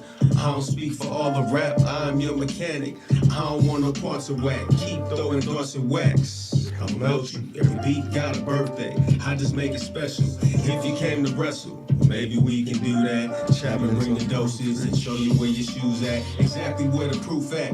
I ain't gotta prove stats. I don't need the hookup. I've been staying blue-black, straight from where the news at. Life-size showdown, story I survived. Made them lie remotes down, painting what I wrote now. Imagine it, I'ma grow up the canvas. Every stroke is passionate. Ask him why he smashing shit. I'm just practicing so I can get it in when it's out. Ain't no accidents, for real. Absolutely. Please stop the BS, for real is on purpose, for real. Everything I do this for real. Every single time. I do this for real. And get your Black History Month on with your hair. Please stop the BS, for real is on purpose, for real. Everything I do. I do this for real. Every single time. I do this for real. That's all that I know. Please stop the BS, for real is on purpose. While you was focused on doing this right, I became the wheel, opposable thumbs, I ain't dumb. I aim and peel, tamper with the seal bar, smothering niggas. Composition war ready, I've been blundering niggas. Ain't no wonder with niggas. I'm filthy, but the props can't do what you watching me doing, bitch. Your spirit not freaking through the building, emanating illness. Chapman got the place in vice, stay filming, I feel it. I will meet and violate a witness, hang you like the Amish, treat you like the children, the skilling. My entire presence can bewilder. I'm on one, I should be a Snapchat filter. Picture, I hiccup on the trigger and I use it. Get a blister, I catch a beat staring and I lose it. Was typing on the phone and I stuck my pen through it. You gotta be for real if you fucking with music. What is you doing, nigga? I do this for real. I do this for real. So I was on FaceTime with please stop the beat. Mario's brother last night. For real. That nigga's nice. Oh yeah, the one he's telling me about. Yeah, his mixing, his mastering is clean as hell. He's old school. The nigga's like, I don't use none of the, none of the new shit. Not that he can't, but he only works with an MPC. He said I don't look like when I do equalize and all that, I don't look. I listen. Got golden ears. He said these new niggas, he's like, they're not fucking with me, you know? So great fucking asset to have in the corner. And then a great similarity that I found between us last night, and he's the one who brought it up, but we like shit that's more like this. We'll do the gangster shit because that's what motherfuckers are doing, and sometimes it's they want to hear. But the smooth shit that he was showing me that was like currency type of shit, man, he got some cold shit. I'm about to do something real good with that dude, man. Mario's brother is hella cool. He's a Gemini too. Oh, yeah. He about to eat. No, about 6 months older than Mario. Yeah, about 6 months older than Mario. Mm-hmm. Yeah. You might be able to make some of your best work now. I'm thinking so. You know what I'm saying? Yeah, we had a good time last night. Motivation is everything, brother. Motivation and to be able to have the outlet to be able to be creative, it's nothing better.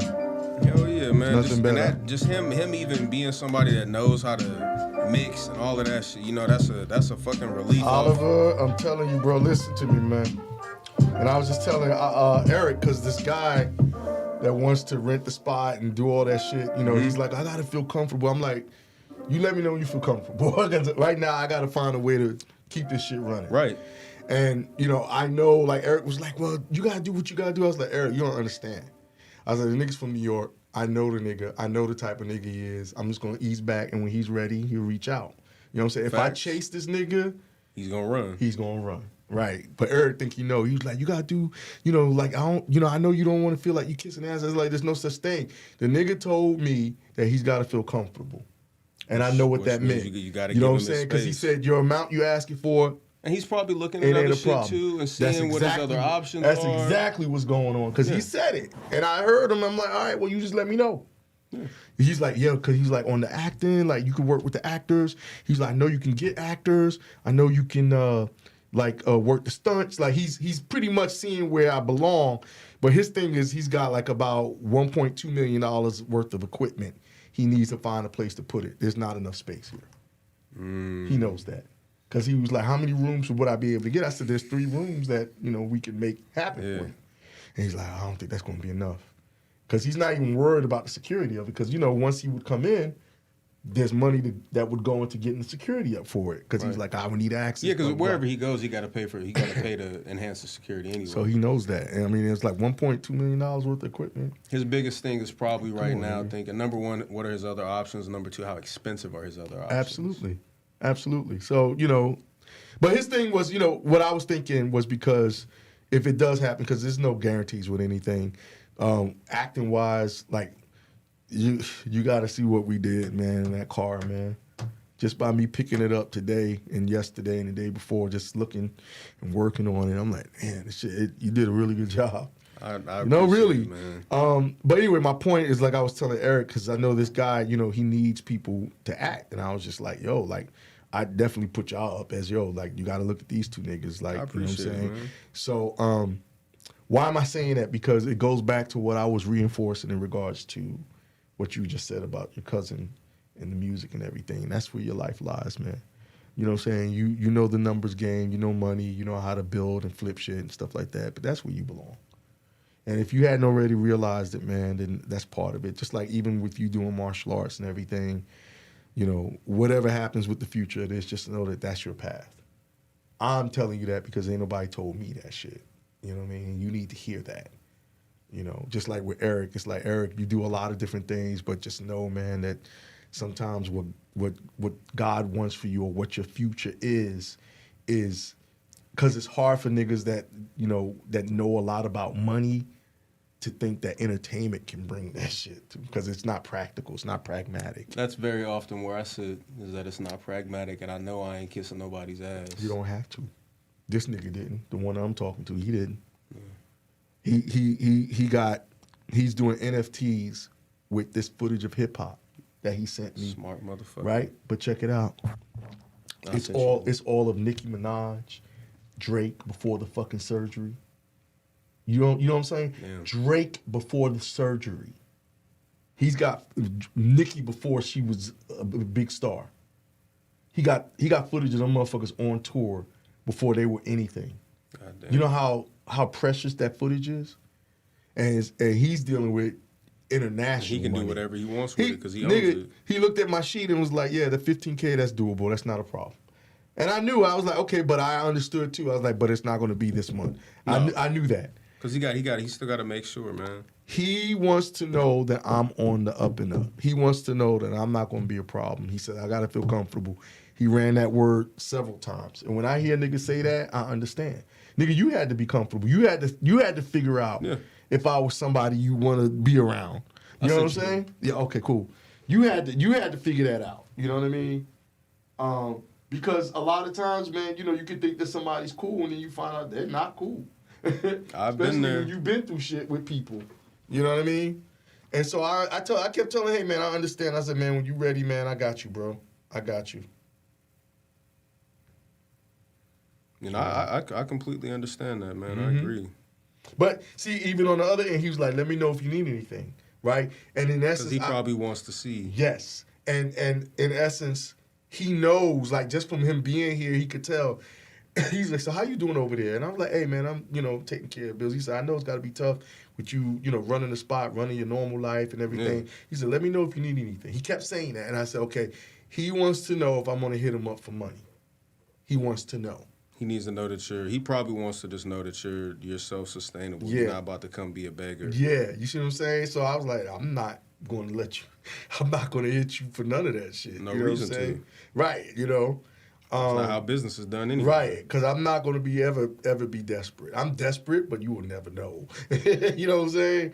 You know, so it was not to the very extent of, hey, man, no. You know, a couple of dollars. Yeah, you know what I'm saying? Like, you know, because he was like, yeah, you know, I know we can become friends one day. The conversation, I was like, this is shit that I know of, man. I know niggas like this, you know what I'm saying? Eric was like, man, I wish I could see his bitch because then I know what kind of nigga he is. I was like, you got to know that before seeing a man's woman. I agree. That's true business. You know, because a man can have her and then he can have two others on the side. He's got enough money to do that. You know what I mean? He's very easily a nigga that can do whatever he wants. Whatever the fuck he wants. And I respect that. Because I keep telling him, I'm like, you let me know what you need, I got it. Let me know. You know, so, yeah. But on that acting tip, I know as soon as, you know, well,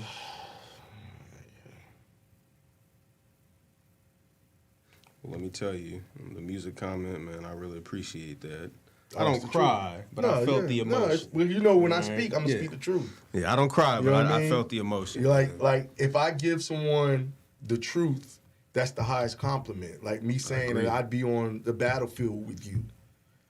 Ain't too many niggas I'd say that with. Like, because I know I'd have to turn and see them going down in the blaze of glory. And that's not what we're here for. No, it's like, nigga, you gotta, you know what I'm saying? Yeah, like, you didn't do it right. Yeah, you know, so artistically, man, you know, you gotta, you know, the opportunities are gonna come, don't turn them down. You know what I'm saying? Because I know how your mind works when it comes to pragmatism.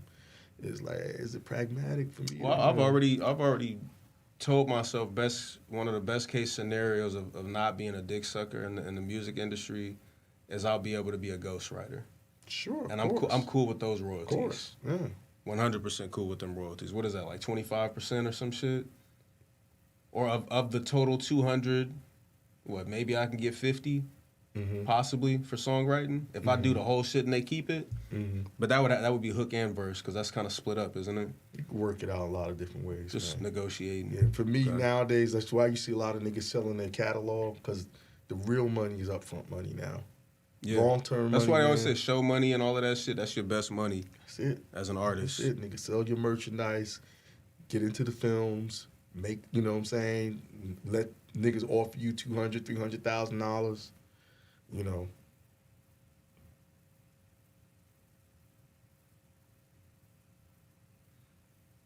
Well, that's the plan, man. I appreciate that. Yeah, Though. it's true. True. I think my student that I coached booked that role. Oh, for the "It's dude good." shit? He said it's good news. Yep. And I told him he was gonna book it because I was like, you know, and we had a fallout one time, man. But it was like, nigga, I need the money. You gonna pay me? Fuck it. I don't give a fuck. You know what I'm saying? And he booked that shit. One audition, one time working with me. No surprise, nigga. Now you gotta do the rest now. Now you have to show your naked peen. Hopefully you're proud of what you got, nigga, because they're gonna use you. Wouldn't be me. Is that what time they on? Nigga, it's Tyler Perry production. Nigga. Oh yeah, nah, nigga. I'm cool. He's showing dick. You know. He gonna do something that's kind of gay at the very least. At the very least, they gonna get him before he's off that show, nigga. They gonna get him before he's off that show. People don't understand, man. I've been calling it for years, but everybody was like, you just like seeing your actors naked. I mean, one girl told me, I feel like you're using me. I was like, bitch, I have no desire to see you naked. Like, trust me. Nobody You know what I mean? told you to do this. I don't force anybody to do anything. In fact, I wasn't the one that allowed nudity in my class until the owner of the building said, we do it, so go for it. And it was a white boy that started that shit. Sounds about right. Yeah. He was like, I want to do Bronson. And I'm like, I knew he was going to say that shit too. Because I told him, I said, you can work on anything. You've moved to that point. It's not really much more I can give you, but a place to do what you feel you need to do to break out and be better. And nigga said, okay, I'll think about it and I'll give you a call. I said, sure. Nigga gave me a text. Hey, Choice, I know what I want. And I knew before he even said it. I said, this nigga was wants time to do for Bronson. Mhm. Yeah, I'd like to do a scene from Bronson. I was like, God damn it. I said, God. So he held me. You know, I'm a man of my word. I was like, fuck, I gotta, you know, I can't say no. I said, look, for that scene, you gotta pick the guys, because, you know, he's naked, screaming and arguing and shit, right? There's got to be a nigga you know that ain't. There's gotta be niggas that would be cool with letting, you know, grabbing you and you know what I'm saying? Because he's all slicked up and shit. I'm like, you know, I don't want nothing to do with it. I'm just giving you permission to do the shit, fuck it. And then I had to go to talk to the guy. He was like, yeah, go, you know. I was like, but that was the first level of nudity. Anything else was a slippage, maybe a chick tit would pop out or something in the scene. That was about it. Like full on nudity. So then it just got out of control. Niggas would get up on stage. Niggas is showing up to the class naked already. Pussy hanging out. Bitches get on stage like, you know, we do exercises. I remember Jay was doing a scene one time with the girl playing with a pussy. I'm like, is this really happening right on the stage? On the stage, nigga, they were going. I mean, that's a different kind of power. Yeah, it was. It was. Yeah, I mean, nobody could fuck with my actor, so I know he booked that shit. I know he booked it. You know, I told him, I said, you gonna book it? He smiled. I was like, yeah. Because when I worked with him on a scene that got him on All American, and he had a scene.